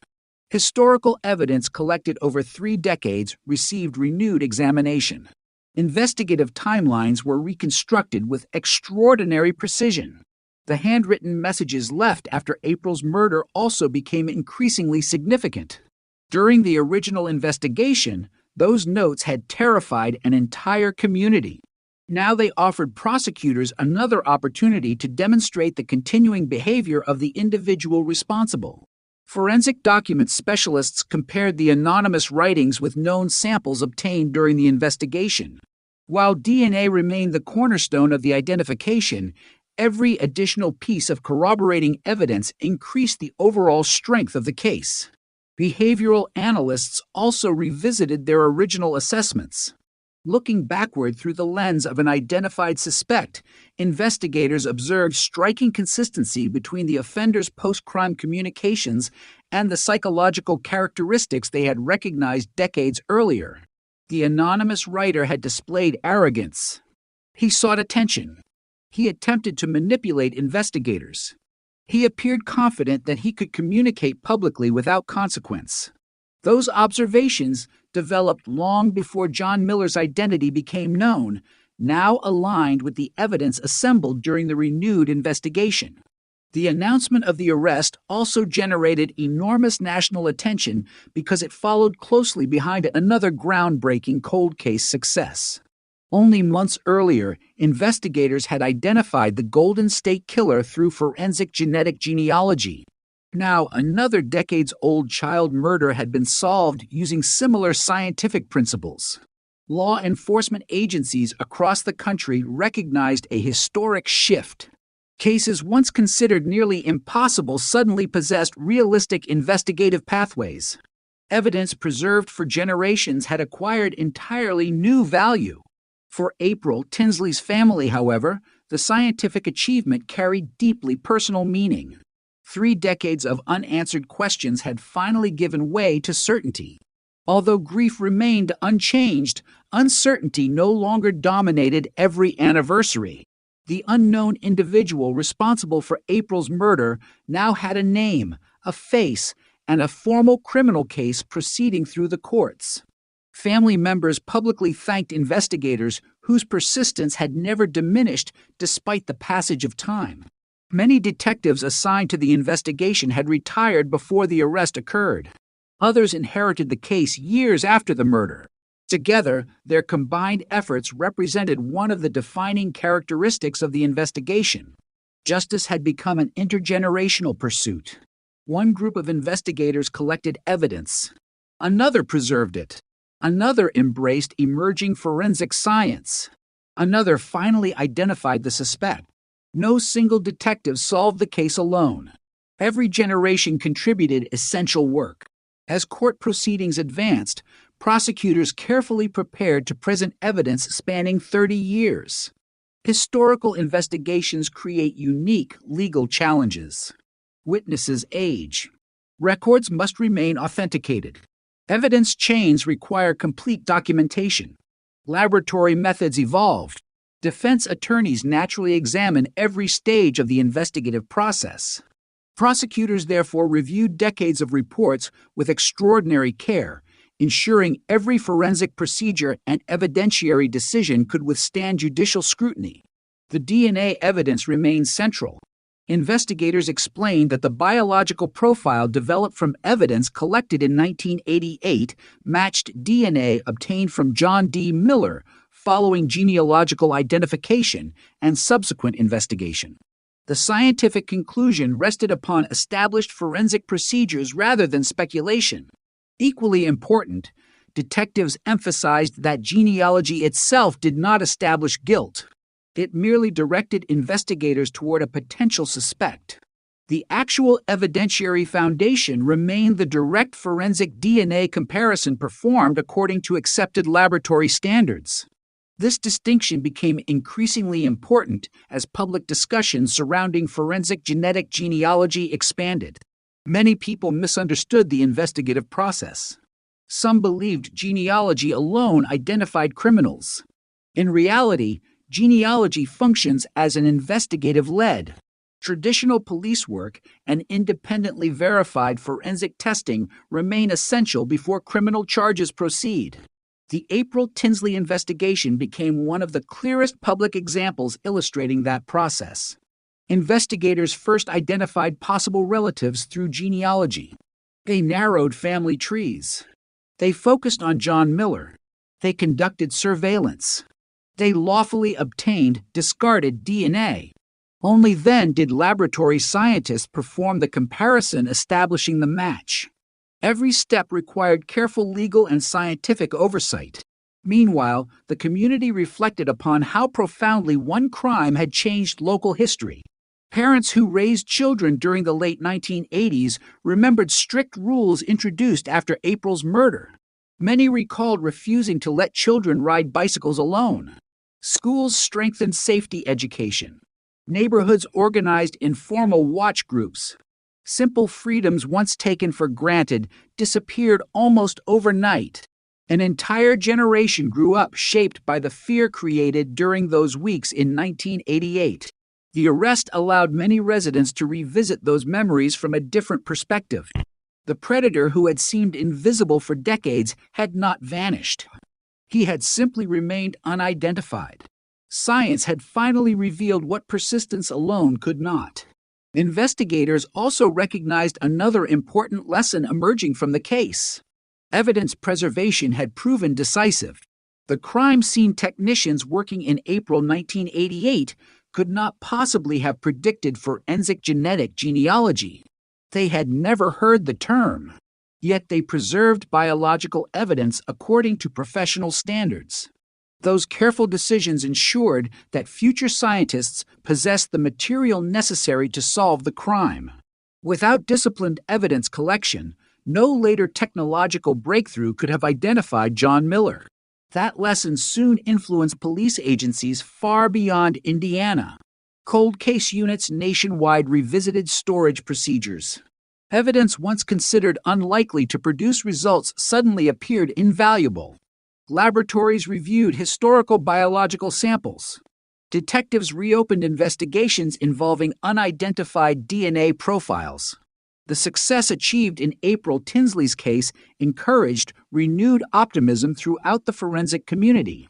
Still, prosecutors understood that public celebration remained premature. The legal process continued. Every criminal defendant retains constitutional rights. Evidence must be presented fairly. The judicial proceedings determine legal responsibility. Investigators therefore remain cautious when discussing details beyond those already established through official filings. The focus shifted toward preparing for court rather than continuing public speculation. For April's family, however, one profound transformation had already occurred. For 30 years, they had spoken about an unknown killer. Now they could speak about an identified defendant facing justice. That distinction carried enormous emotional significance. The search was over.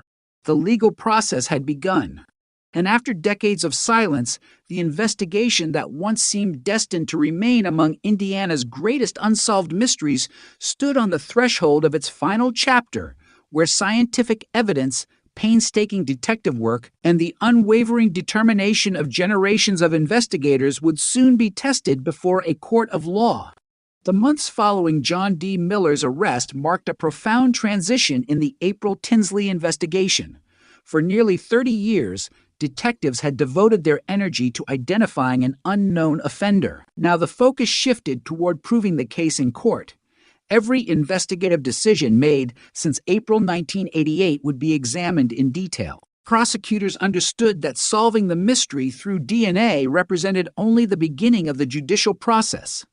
A conviction required evidence presented according to strict legal standards, supported by documented investigative work spanning 3 decades. The remarkable scientific breakthrough had to be transformed into a courtroom narrative capable of withstanding rigorous scrutiny. Investigators immediately began reviewing every piece of evidence collected throughout the history of the case. Boxes stored for decades were reopened. Original reports were carefully reread. Crime scene photographs received renewed examination. Laboratory documentation underwent additional verification. Every chain of custody record was reviewed to ensure complete continuity from the day evidence had first been collected in April 1988. Cold case prosecutions demand extraordinary attention to documentation because evidence has often passed through multiple generations of investigators and forensic laboratories. Any unexplained gap can become a significant legal issue. Fortunately, the April Tinsley investigation reflected decades of careful professional record-keeping. Evidence had been preserved with remarkable consistency. Detectives who worked the original investigation had documented their efforts meticulously. Successive investigators had maintained those standards. As prosecutors assembled the case, they emphasized one critical point repeatedly. The identification of John D. Miller did not depend solely upon genealogy. Forensic genetic genealogy had generated the investigative lead. The decisive evidence came afterward. Investigators conducted surveillance. They lawfully obtained DNA from an item Miller had discarded. Forensic scientists compared that DNA directly with the biological evidence preserved from the crime. The laboratory results established the match. This distinction remained essential throughout public discussion because it clarified the scientific and legal foundation of the prosecution. Genealogy pointed investigators toward a suspect. DNA confirmed the suspect's identity. Behavioral evidence, historical investigation, and additional corroborating facts strengthened the overall case. The prosecution rested upon the combined weight of all those elements rather than any single investigative technique. Meanwhile, the defense prepared its own review of the evidence. As in every criminal proceeding, defense attorneys examined forensic methods, investigative procedures, witness statements, and historical documentation. The passage of time inevitably became part of those discussions. Witness memories naturally change over decades. Investigators retire. Laboratory technologies evolve. Historical prosecutions therefore require courts to evaluate evidence collected under earlier scientific standards while applying modern legal principles. The April Tinsley case reflected those complexities. Yet the biological evidence itself remained extraordinarily powerful because DNA does not depend upon human memory. Unlike eyewitness testimony, genetic material does not gradually forget. The microscopic evidence preserved in 1988 remained scientifically reliable decades later. Throughout pretrial proceedings, prosecutors disclosed additional information regarding the investigation.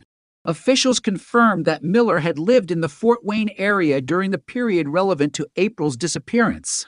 His connection to the community aligned with long-standing investigative theories, suggesting the offender possessed familiarity with local neighborhoods. The location where April disappeared and the rural area where her body was discovered had always indicated someone capable of navigating northeastern Indiana with confidence. While geographic familiarity alone proves nothing, investigators considered it another fact consistent with the broader evidence.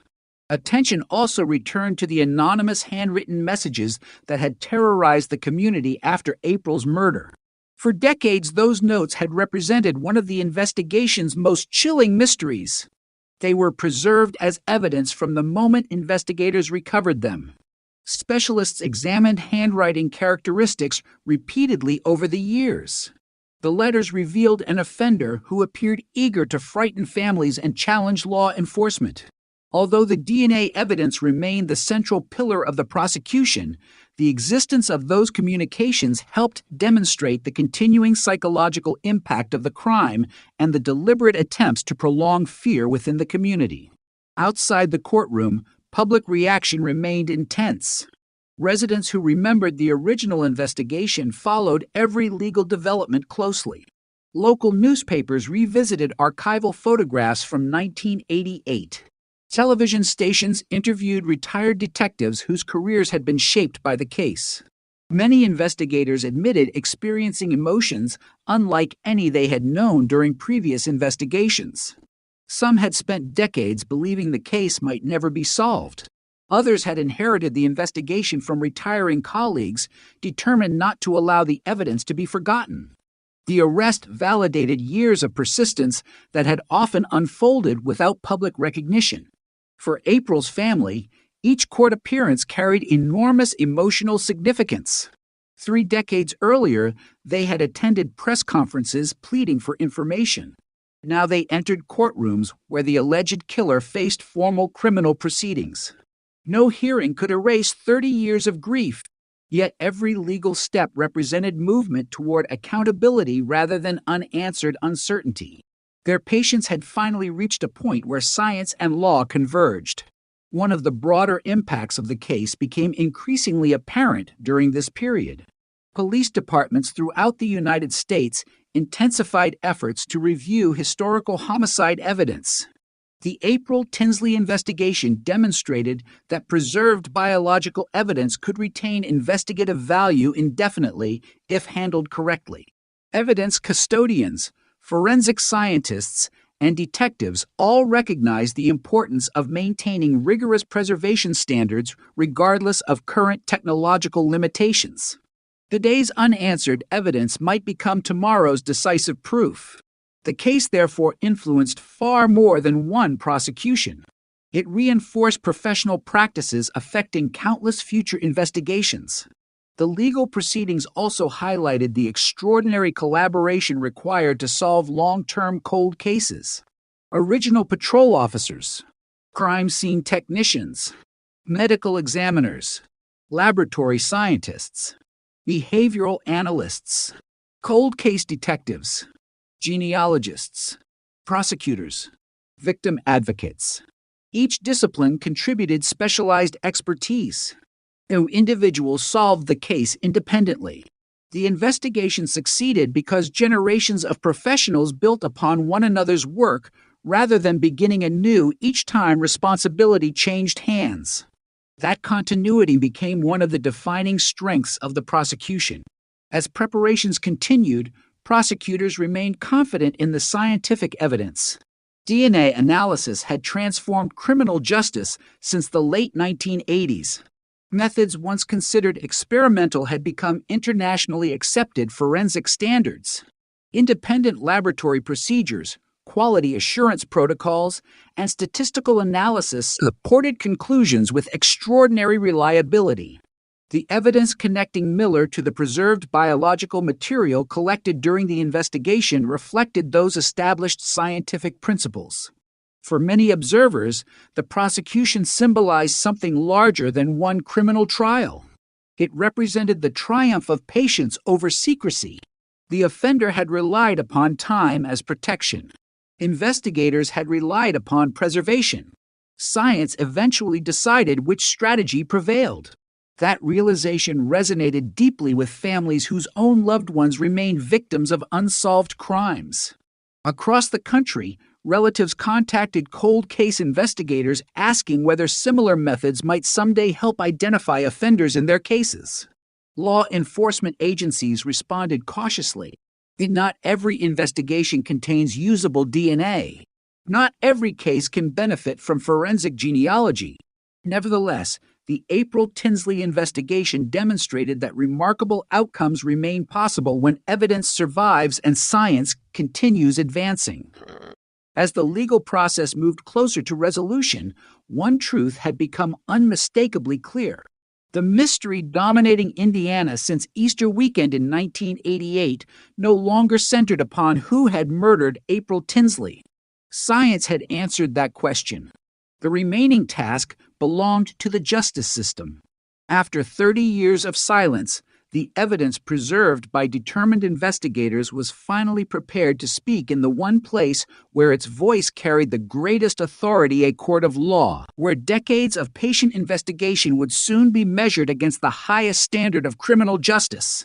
As the prosecution moved forward, the weight of 30 years of investigation gradually shifted from police files to the courtroom. Detectives who had once searched neighborhoods, interviewed frightened witnesses, and pursued thousands of dead-end leads now found themselves preparing to explain decades of investigative work before a judge. Every report written in 1988, every piece of evidence preserved through the years, and every scientific development that ultimately led to John D. Miller's identification became part of a carefully documented history. What had once been one of Indiana's most frustrating unsolved child murders was now entering its final legal phase, where facts, not speculation, would determine the outcome. One of the prosecution's greatest strengths was the continuity of the evidence. Unlike many historical cases that depend heavily on fading memories, the April Tinsley investigation possessed biological evidence that had remained preserved since the original crime scene examination. That evidence had not changed. The science used to analyze it had evolved dramatically. This distinction became increasingly important as investigators explained how the case had progressed over 3 decades. When April was murdered in 1988, DNA profiling was still in its early stages.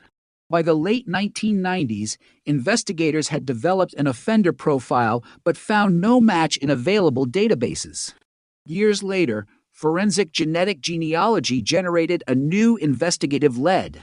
Finally, a direct DNA comparison confirmed that John D. Miller's DNA matched the biological evidence recovered during the investigation.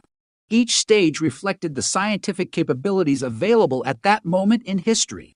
None contradicted the previous work. Instead, Every advancement built upon the careful preservation of evidence collected on the day investigators first processed the crime scene. While prosecutors prepared for trial, discussions began regarding possible legal resolutions. Criminal cases involving overwhelming forensic evidence often led to negotiations before trial begins. Such discussions occur within the framework of the justice system and do not diminish the seriousness of the crime. Rather, they reflect legal procedures intended to resolve cases while ensuring accountability. For April Tinsley's family, however, the essential question remained unchanged. They wanted the truth formally acknowledged. They wanted responsibility established in court. They wanted the decades of uncertainty to end. Meanwhile, investigators continued reviewing every aspect of the case for completeness. Old interview notes were revisited. Historical timelines were verified. Evidence inventories were cross-checked. The extraordinary passage of time required prosecutors to anticipate every possible legal challenge involving documentation or procedure. Fortunately, the original investigators had maintained exceptionally thorough records.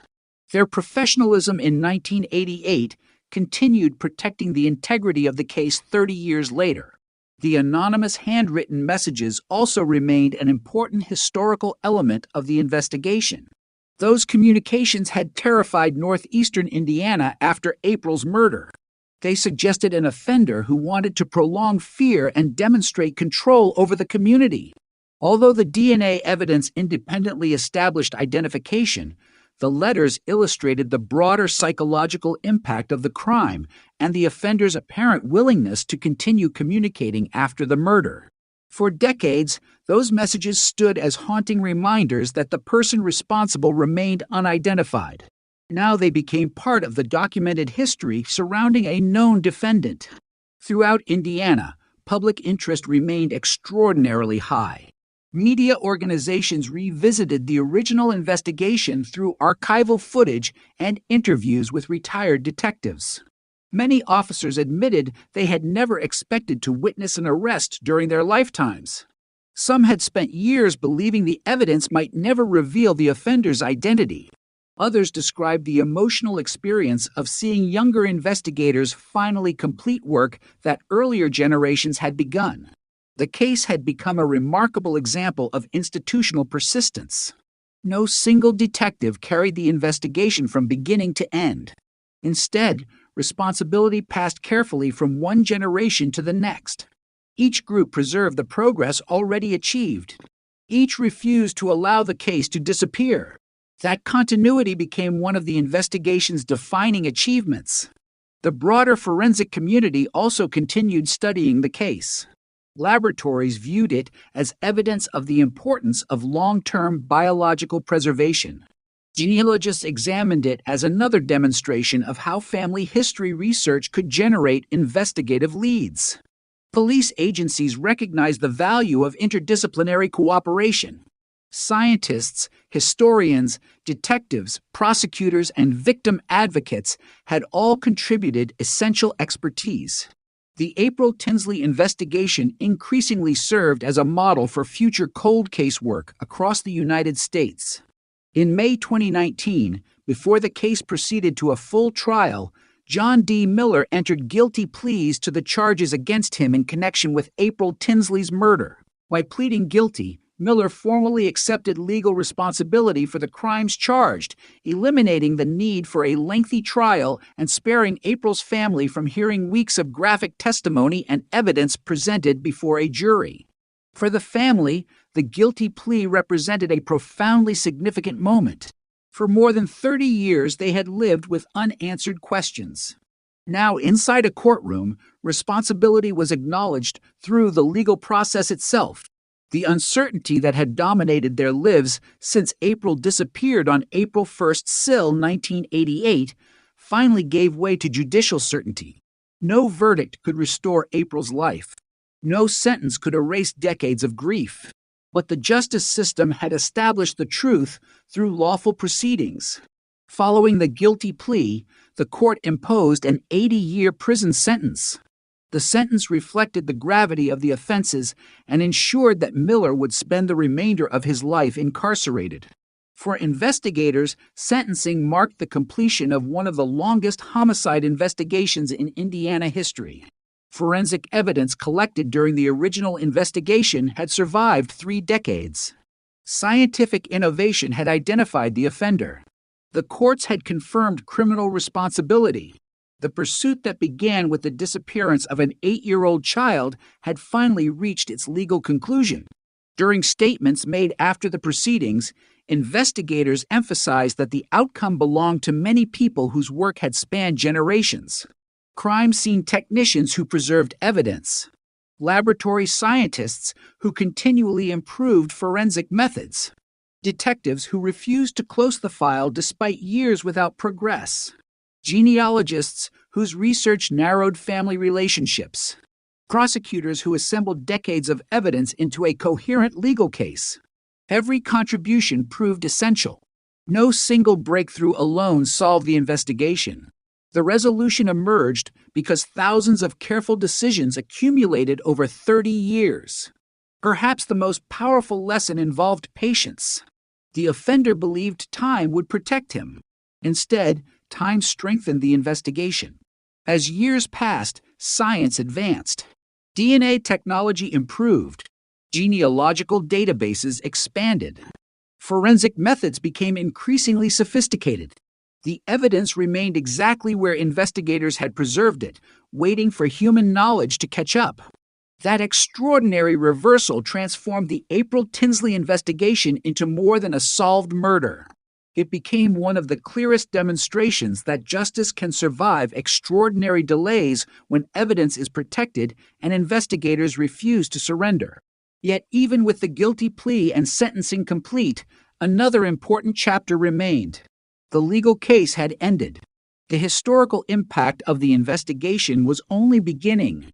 Across the United States, detectives working hundreds of unsolved child murders, sexual assaults, and violent crimes now looked toward the April Tinsley case as proof that answers can still emerge after decades of silence.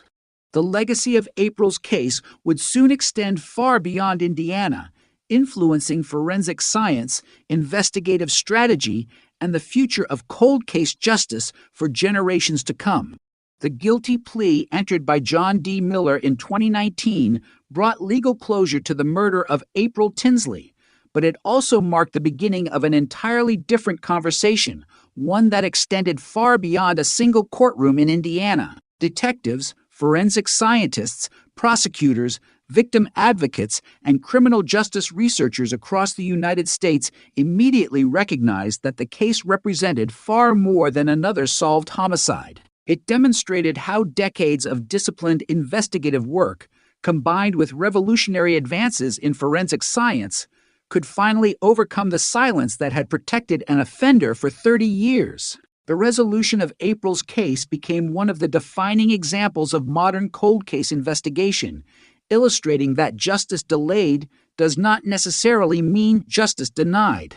For Indiana State Police, the investigation became a source of professional reflection. Many officers who participated in the original search for April had already retired by the time John D. Miller was identified. Some had spent entire careers believing the case might never be solved. Others had passed responsibility to younger detectives while urging them never to abandon the evidence.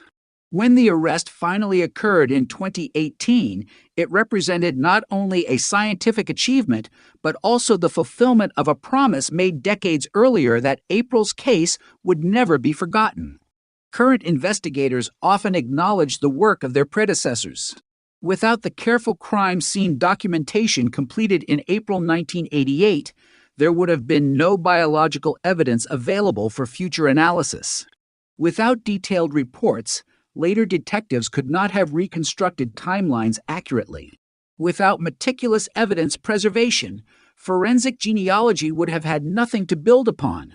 The investigation succeeded because each generation respected the work performed by the generation before it.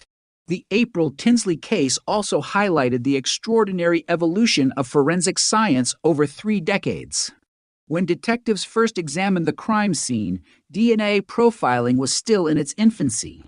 Investigators relied primarily on witness interviews, physical evidence, fingerprints, neighborhood canvases, and behavioral analysis. By the time the case reached its conclusion, forensic laboratories possessed highly sophisticated DNA analysis techniques capable of producing reliable genetic profiles from carefully preserved evidence. Even more remarkable, investigators could use forensic genetic genealogy to identify unknown suspects through distant biological relatives whose DNA had been voluntarily submitted to genealogy databases. Few scientific developments have transformed criminal investigations as dramatically. Yet investigators repeatedly emphasized an important principle. Technology alone did not solve April's murder. Science required evidence. Evidence required preservation. Preservation required disciplined investigators working long before those scientific advances existed. Each stage depended upon the one before it. Another lasting impact involved public awareness of cold cases. Before several high-profile genealogical breakthroughs, many members of the public assumed unsolved murders gradually became impossible to resolve. The April Tinsley investigation challenged that belief. Instead of viewing cold cases as inactive files gathering dust, communities increasingly understood them as investigations waiting for new opportunities. Evidence preserved decades earlier could suddenly become valuable again. New technologies could transform forgotten clues into decisive proof. That shift in public understanding encouraged greater support for cold case units and forensic laboratories. The families of other victims also found renewed hope. Across the country, relatives waiting years or even decades for answers contacted law enforcement agencies to ask whether preserved DNA existed in their own loved ones' cases. Investigators responded carefully. Not every case contains biological evidence suitable for modern analysis. Not every investigation can benefit from forensic genetic genealogy. Some crime scenes simply do not preserve recoverable DNA. Others involve evidence too limited for meaningful comparison. Nevertheless, April Tinsley's case demonstrated that remarkable outcomes remain possible under the right circumstances. Hope became grounded in documented scientific success rather than wishful thinking. The investigation further underscored the importance of interdisciplinary cooperation. Traditional detective work remained essential. The forensic science provided objective evidence. Professional genealogists reconstructed family histories. Prosecutors translated decades of investigation into legally admissible evidence. Victim advocates supported April's family throughout the judicial process. Each discipline solved a different part of the puzzle. None could have achieved the final result independently. This collaborative model soon became increasingly common in complex cold case investigations throughout the United States. The case also encouraged renewed investment in evidence preservation. Police agencies reviewed storage procedures. Laboratories reassessed historical biological samples. Cold case detectives examined unsolved investigations involving unidentified DNA profiles. Administrators recognized that evidence collected today may someday benefit from scientific techniques not yet invented. The philosophy behind evidence management changed in subtle but important ways. Investigators no longer preserved evidence solely for immediate prosecution.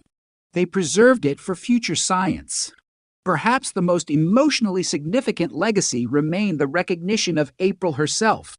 During the decades when the investigation remained unsolved, her name often appeared alongside phrases such as cold case, unsolved murder, or mysterious child homicide. Following the guilty plea, those descriptions changed. History would no longer remember April primarily as the victim of an unidentified killer. Instead, official court records permanently established responsibility. The uncertainty that had overshadowed her memory for 30 years had finally been replaced by documented truth. Her family repeatedly expressed gratitude to investigators who refused to let the case disappear. They acknowledged the generations of detectives who inherited the investigation without ever abandoning it. For many observers, that perseverance became one of the most inspiring aspects of the entire case. Detectives often work investigations knowing they may never personally witness the outcome. Cold case work demands faith that future investigators will continue searching. The April Tinsley investigation proved that such faith can be justified. One detective collects evidence. Another preserves it. A third embraces new technology. A fourth presents the completed investigation to prosecutors. Justice becomes a relay rather than a sprint. That lesson continues influencing investigative philosophy nationwide. The offender believed that surviving long enough would erase accountability. Instead, every passing year strengthened the scientific tools available to investigators. Time became an ally of justice rather than a shield for the offender. This reversal remains one of the defining characteristics of the case. Nothing about the biological evidence changed over 30 years. Only humanity's ability to understand it improved. That distinction carries profound implications for modern criminal investigations. Evidence should never be underestimated simply because present technology appears limited. Future discoveries may reveal answers impossible to obtain today. As forensic science continues evolving, the April Tinsley investigation remains an enduring reminder of what patience, professionalism, and scientific progress can accomplish together. The legal case had reached its conclusion. The investigation itself had become history, but its influence continued spreading through police departments, forensic laboratories, universities, and courtrooms across the nation. Every detective reopening an old evidence box. Every laboratory scientist developing more sensitive DNA techniques. Every genealogist tracing forgotten family connections. Every victim's family still waiting for answers.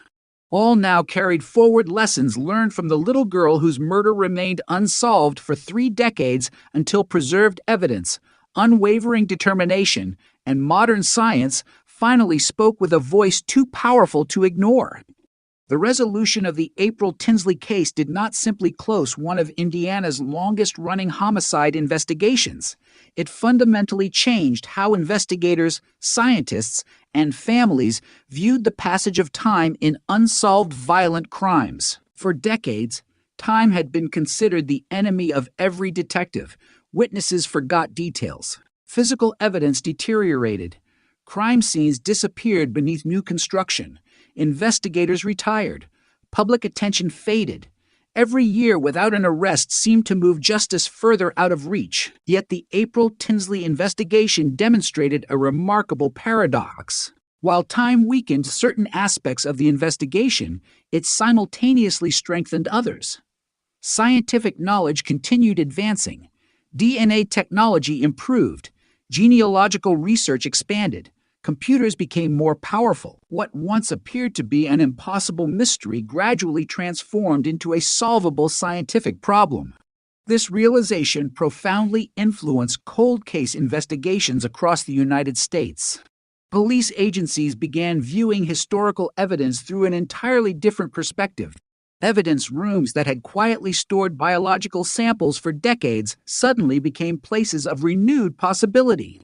Boxes that had remained untouched for years were reopened. Laboratory submissions increased. Detectives reviewed unsolved child homicides, sexual assaults, and unidentified human remains with growing optimism. The April Tinsley investigation became one of the leading examples demonstrating why no carefully preserved evidence should ever be dismissed, simply because contemporary science appears limited. Many forensic scientists have since emphasized that one of the greatest strengths of DNA evidence is its extraordinary stability when properly preserved. Unlike eyewitness memory, biological evidence does not gradually become less reliable with age. Unlike newspaper reports, it is not influenced by changing public opinion. Unlike rumors, it does not evolve over time. The DNA collected during the investigation into April's murder contained the same genetic information in 1988 that it revealed more than 30 years later. The evidence remained constant. Only scientific capability changed. That distinction has become one of the most frequently cited lessons from the case. For investigators, the resolution also reinforced the importance of documentation. Every report completed during the original investigation contributed to the final outcome. Crime scene diagrams, evidence inventories, interview summaries, property logs, laboratory records, chain of custody documentation. Each piece formed part of an uninterrupted historical record stretching from April 1988 to the guilty plea in 2019. Without that continuity, prosecutors would have faced significantly greater challenges presenting decades-old evidence before the court. The professionalism demonstrated by successive generations of investigators became one of the hidden strengths of the case. The investigation also highlighted the remarkable role of public records within forensic genetic genealogy. Unlike traditional criminal investigations that rely primarily upon witnesses or suspects, genealogical research requires careful examination of historical documents created for entirely different purposes.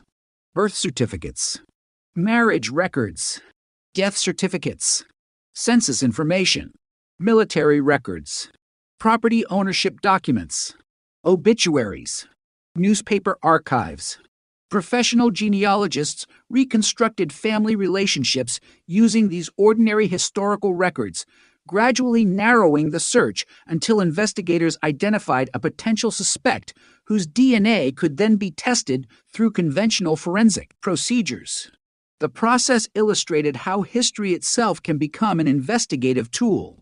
Public interest in genealogy increased following the successful resolution of several major cold cases, including April Tinsley's.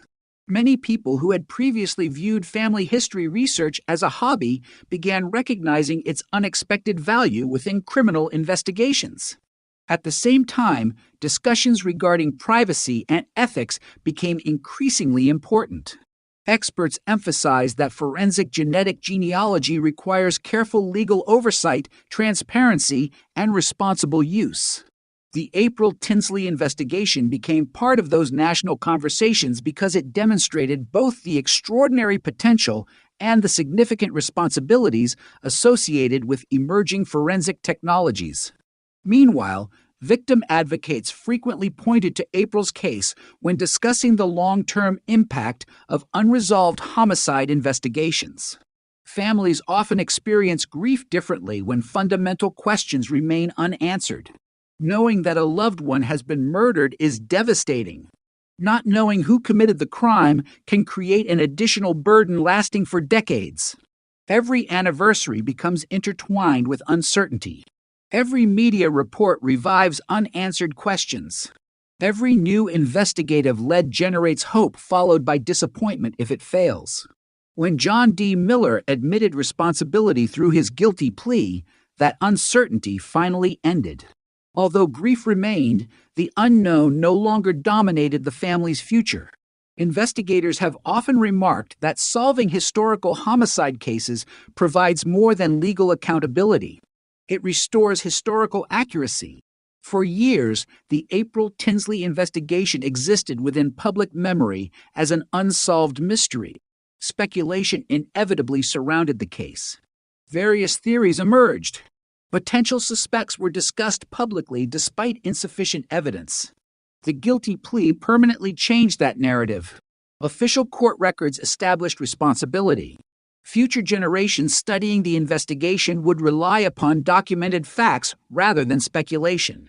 That clarity represents one of the most important functions of the criminal justice system. The case also demonstrated the remarkable patience required in cold case work. Unlike active investigations where developments occur daily, historical investigations often progress slowly. Weeks may pass reviewing archival records. Months may be devoted to laboratory analysis. Genealogical research frequently requires painstaking verification extending across multiple generations.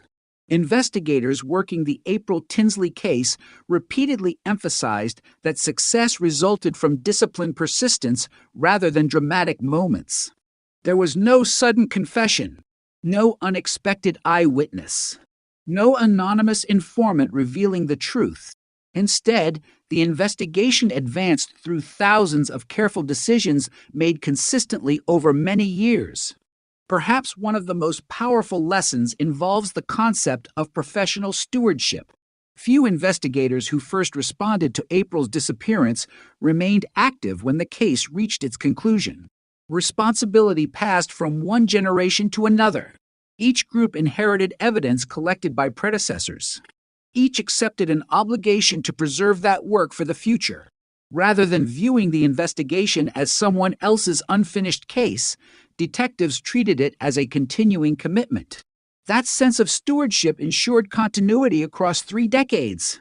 Cold case investigators throughout the country frequently describe this responsibility as one of the defining characteristics of their profession.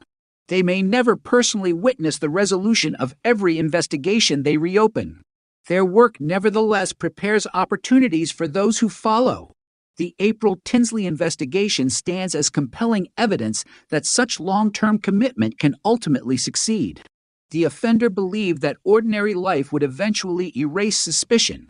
He continued working. He lived within the community. Years became decades.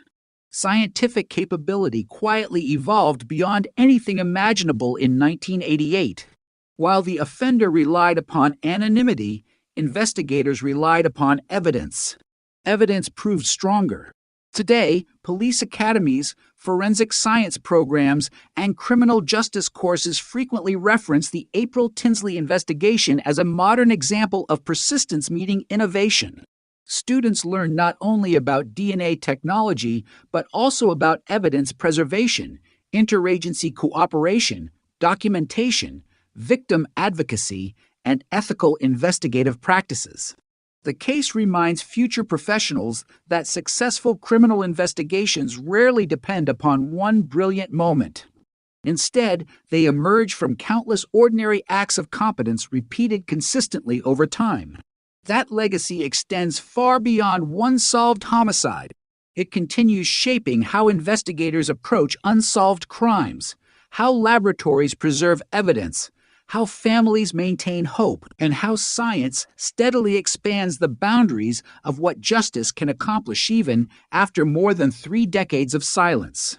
More than 3 decades separated the spring afternoon when 8-year-old April Tinsley disappeared from the day her killer admitted responsibility in court. Yet the investigation remains as relevant today as it was in 1988, not because it is still an unsolved mystery, but because it transformed into a landmark example of how modern criminal investigations can bridge the gap between past and present.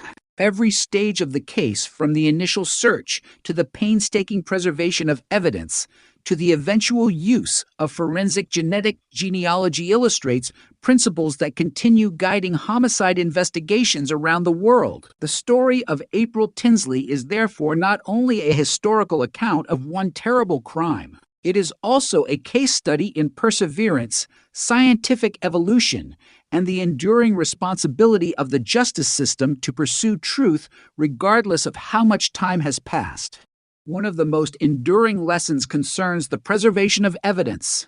Crime scene investigators often work under enormous pressure. They rarely know which item will ultimately prove decisive. A seemingly insignificant biological sample, a handwritten note, a photograph documenting the exact position of evidence, a carefully completed evidence log. At the moment those materials are collected, no investigator can predict which future scientific breakthrough may reveal their true value. The April Tinsley investigation demonstrated this reality with remarkable clarity. Evidence preserved in 1988 became the foundation of an arrest made 30 years later. The officers collecting that evidence could not possibly have anticipated forensic genetic genealogy. Nevertheless, their commitment to professional standards ensured that future investigators inherited evidence capable of answering questions left unresolved for decades. Another important lesson involves institutional memory. Large investigations often outlast individual careers. Detectives retire. Laboratory personnel change. Prosecutors move into different positions. Cold case investigations therefore depend upon organizations rather than individuals. Every report must be sufficiently detailed for future investigators to understand decisions made years earlier. Every evidence transfer must be documented. Every forensic examination must be recorded clearly. The April Tinsley case succeeded because generations of investigators maintained continuity instead of allowing information to disappear through personnel changes. That continuity transformed 30 years of investigative work into one coherent prosecution. The investigation also reinforced the importance of humility within law enforcement.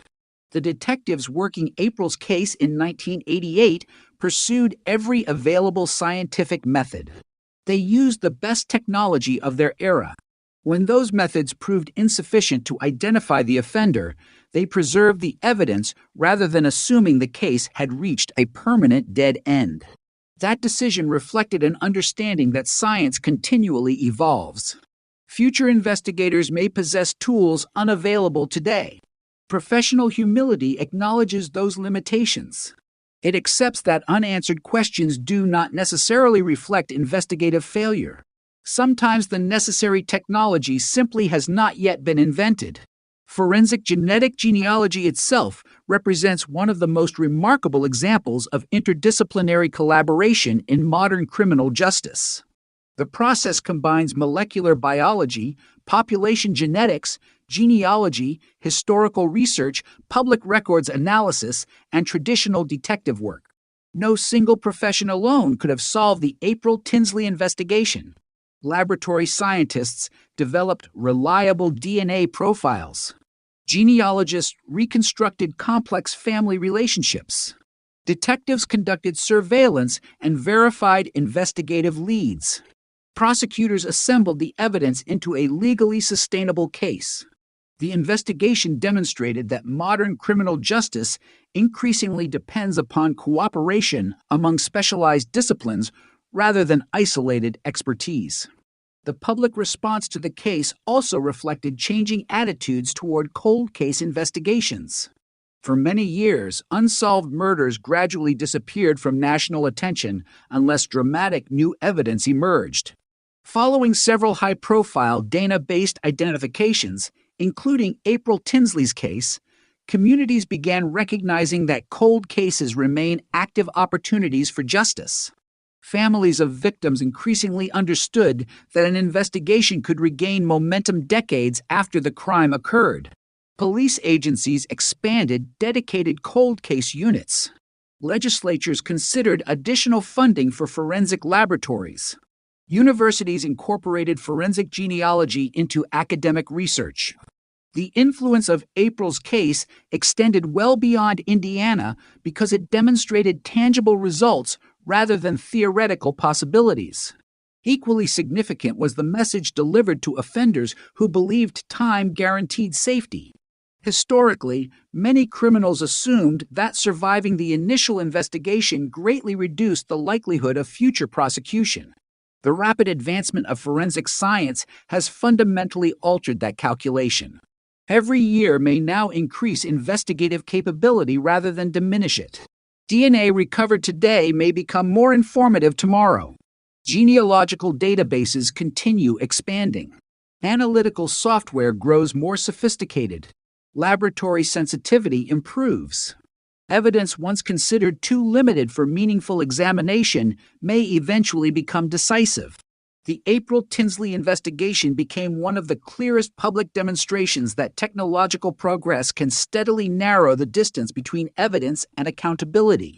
The case also reminds investigators that community relationships remain essential even in highly scientific investigations.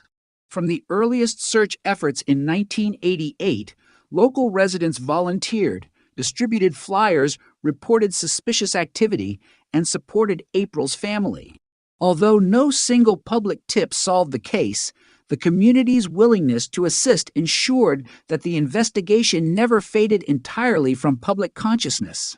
Media organizations continued covering anniversaries. Citizens continued discussing the case. That sustained public awareness helped preserve institutional commitment across generations. Cold cases often survive because communities refuse to forget. April Tinsley's family likewise demonstrated extraordinary resilience. For more than 30 years, they endured uncertainty while continuing to support investigative efforts. Every anniversary reopened emotional wounds. Every reported development carried hope balanced against disappointment. When the offender finally admitted responsibility through his guilty plea, the family gained something profoundly important, not happiness, because no legal outcome can erase such a loss, but certainty. The question that had haunted them since April disappeared was finally answered through evidence, science, and the judicial process. Many investigators later reflected that certainty itself represents a form of justice, not complete justice. Nothing can restore the life of an 8-year-old child. Nothing can return lost birthdays, missed graduations, or decades of family memories that never happened. But establishing the truth matters. Holding the responsible individual accountable matters. Replacing speculation with documented fact matters. These principles form the foundation of every homicide investigation, regardless of when the crime occurred. Today, the April Tinsley case is frequently discussed alongside other landmark cold case investigations that demonstrated the extraordinary potential of forensic genetic genealogy. Its significance lies not only in the identification of one offender, but also in the broader transformation of investigative philosophy. Evidence should be preserved. Cases should remain open to scientific review. Technology should be embraced responsibly. Interdisciplinary cooperation should become standard practice. Above all, investigators should resist assuming that the passage of time places offenders permanently beyond the reach of justice. Those lessons continue influencing criminal investigations around the world. Every cold case detective reopening an evidence box.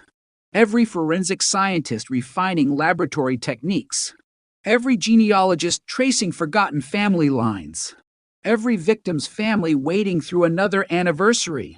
All inherit part of the legacy left by the investigation into the murder of April Tinsley, a case that proved patience can outlast secrecy, science can overcome silence, and truth, however delayed, can still emerge after more than 30 years hidden in the smallest traces of evidence.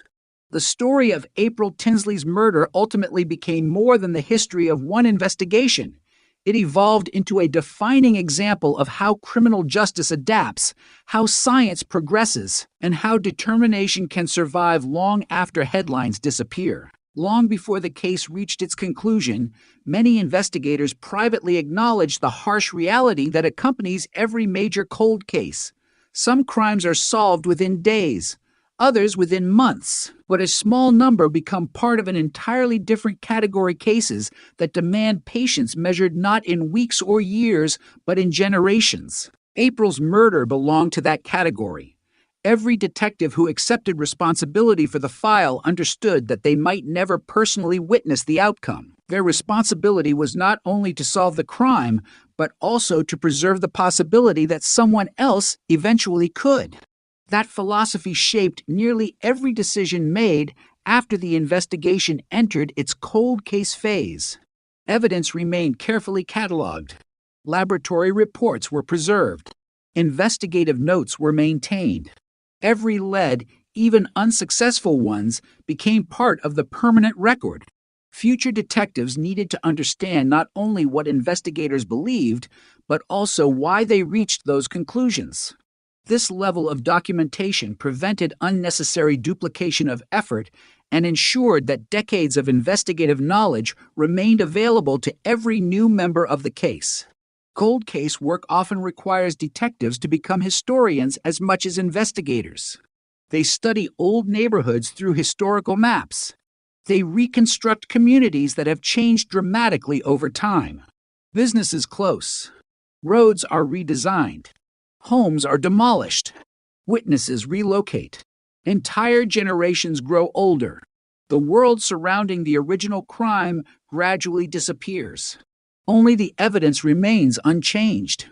That reality made the preservation of physical evidence especially significant in April Tinsley's case. While the landscape evolved, DNA remained constant.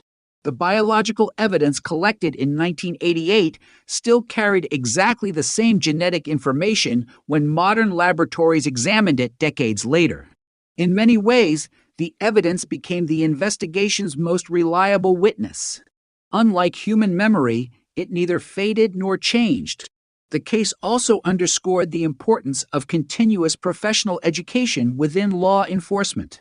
Detectives who began their careers before DNA profiling became commonplace eventually learned to integrate advanced forensic science into their investigations. Laboratory scientists adapted to rapidly evolving technologies. Prosecutors developed new approaches for presenting increasingly sophisticated scientific evidence before juries and judges. The criminal justice system itself evolved alongside forensic science. The April Tinsley investigation reflected this broader institutional transformation. The officers who first searched for April in April 1988 worked in an investigative environment dramatically different from the one that existed at the time of John D. Miller's arrest in 2018. Yet despite those technological changes, certain investigative principles never changed. Protect the crime scene. Preserve evidence. Document everything. Verify every conclusion. Treat every victim with dignity. Those fundamentals remain just as essential in 2018 as they had been 30 years earlier. Another lasting impact involved cooperation between agencies. The April Tinsley investigation required coordination among local police departments, the Indiana State Police, forensic laboratories, prosecutors, and later specialists in forensic genetic genealogy. Large investigations rarely succeed through isolated effort. Information must move efficiently between organizations. Expertise must be shared. Resources must be combined. The successful resolution of the case demonstrated how effective collaboration can overcome investigative obstacles that once appeared insurmountable. The investigation also encouraged renewed examination of other unsolved crimes involving children. Police agencies reviewed historical cases with fresh perspective. Some investigations previously considered inactive received additional forensic analysis. Evidence once believed incapable of producing meaningful results was submitted for renewed laboratory testing. Although every investigation presents unique circumstances, April's case reminded detectives that scientific progress continually creates opportunities unavailable during earlier decades. Perhaps the most profound lesson concerns the relationship between justice and time. Popular culture often portrays criminal investigations as races against the clock. Certainly, the earliest hours after a violent crime remain critically important. Yet, the April Tinsley investigation demonstrated another truth. Justice can remain possible even after extraordinary delays. Time may complicate investigations, but it does not necessarily defeat them. The offender relied upon the assumption that surviving the initial investigation guaranteed permanent freedom. The modern forensic science challenged that assumption directly. Every year brought new scientific capabilities. Every technological advancement increased the investigative value of preserved evidence. Eventually, those developments became stronger than the secrecy protecting the offender. For victim advocates, the case also reinforced the importance of supporting families throughout prolonged investigations. The emotional burden carried by relatives does not disappear simply because public attention fades. Anniversaries continue. Birthdays continue. Holidays continue. Families experience repeated reminders of their loss while often receiving little new information about investigative progress. Maintaining communication, offering resources, and acknowledging that the case remains important become essential responsibilities throughout long-term investigations.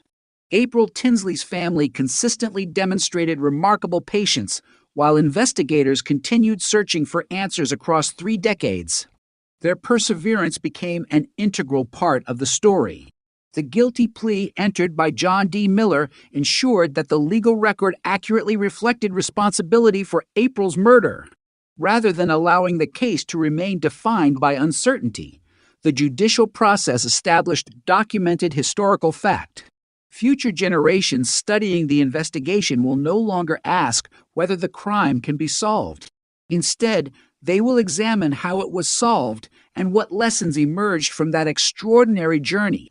Those lessons continue shaping modern investigative practice.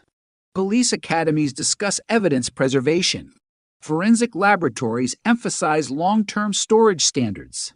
Universities examine forensic genetic genealogy.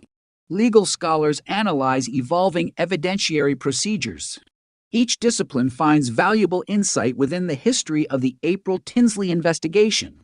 Yet beneath every scientific breakthrough and every professional lesson remains the story of a little girl whose life ended far too soon.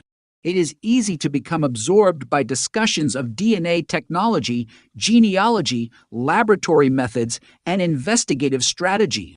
Those developments are important. They transform the investigation. But they should never overshadow the human reality at its center. April Tinsley was not remembered because her case advanced forensic science.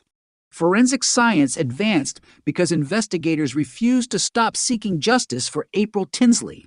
That distinction matters. Every technological achievement ultimately serves one purpose: to identify victims, to establish truth, to protect communities, to hold offenders accountable. The April Tinsley investigation accomplished each of those goals after more than 3 decades of determined effort. Its legacy, therefore, extends beyond one solved homicide. It stands as enduring evidence that patience, professionalism, scientific innovation, and unwavering commitment can work together across generations to achieve justice long after hope might otherwise have disappeared. Even today, investigators opening historical evidence files continue carrying forward that lesson. Every preserved sample, every carefully written report, every unsolved case awaiting another opportunity.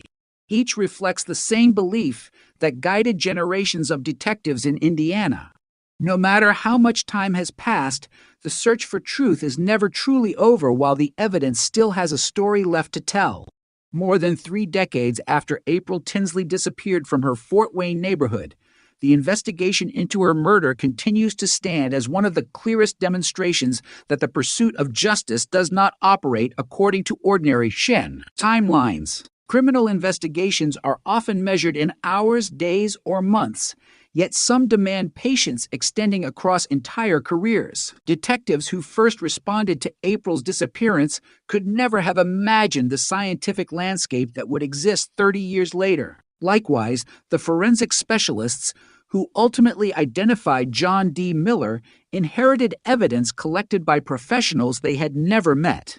Their work became connected through one uninterrupted chain of responsibility stretching across generations, proving that justice can become a collective effort shared by people separated by decades, but united by a common purpose. The investigation has since become an important educational example within law enforcement. New detectives studying cold cases frequently examine the chronology of April Tinsley's murder. They observe how the investigation evolved as science evolved. Initially, officers relied upon neighborhood searches, witness interviews, crime scene reconstruction, and traditional investigative techniques. As forensic DNA analysis matured, preserved biological evidence gained increasing significance. Later, forensic genetic genealogy opened investigative possibilities that simply did not exist during the original inquiry. Rather than replacing earlier detective work, every scientific advance expanded upon the careful foundation already established. This progression illustrates one of the most important principles in criminal investigation. There is no substitute for preserving evidence correctly. Without that foundation, future scientific breakthroughs become meaningless. Another enduring lesson involves the importance of resisting premature conclusions. Cold case detectives often inherit investigations containing thousands of pages of reports. Some leads appear convincing before collapsing under scrutiny. Others initially seem insignificant before becoming unexpectedly important years later. The April Tinsley investigation reflected this reality repeatedly. Investigators pursued countless tips. They examined numerous potential suspects. They evaluated anonymous communications. They conducted repeated forensic reviews. Many investigative paths ultimately reached dead ends. Yet every eliminated possibility strengthened the integrity of the final conclusion by demonstrating the thoroughness of the investigation. Professional investigators understand that solving a crime involves excluding incorrect explanations as carefully as identifying the correct one. The case also demonstrated the remarkable value of institutional persistence. Unlike fictional investigations often portrayed in popular entertainment, real criminal investigations rarely depend upon one brilliant detective solving every mystery alone. Instead, success usually emerges through disciplined teamwork sustained over long periods. In April's case, patrol officers secured the initial scene. Crime scene specialists preserved evidence. Medical professionals conducted forensic examinations. Laboratory scientists analyzed biological material. Cold case detectives reopened historical files. Genealogists reconstructed family relationships. Prosecutors presented the evidence before the court. Each participant contributed one essential piece. No individual completed the investigation independently. Justice emerged because each professional respected the work already performed by others. Public confidence in forensic science also evolved because of investigations such as this one. The successful use of forensic genetic genealogy in several high-profile cases generated understandable public interest. At the same time, experts consistently emphasized the importance of applying these techniques responsibly. Scientific evidence requires rigorous validation. Genealogical research generates investigative leads rather than courtroom proof. Every potential identification must be independently confirmed through established forensic procedures before criminal charges are pursued. The April Tinsley investigation illustrated this careful process.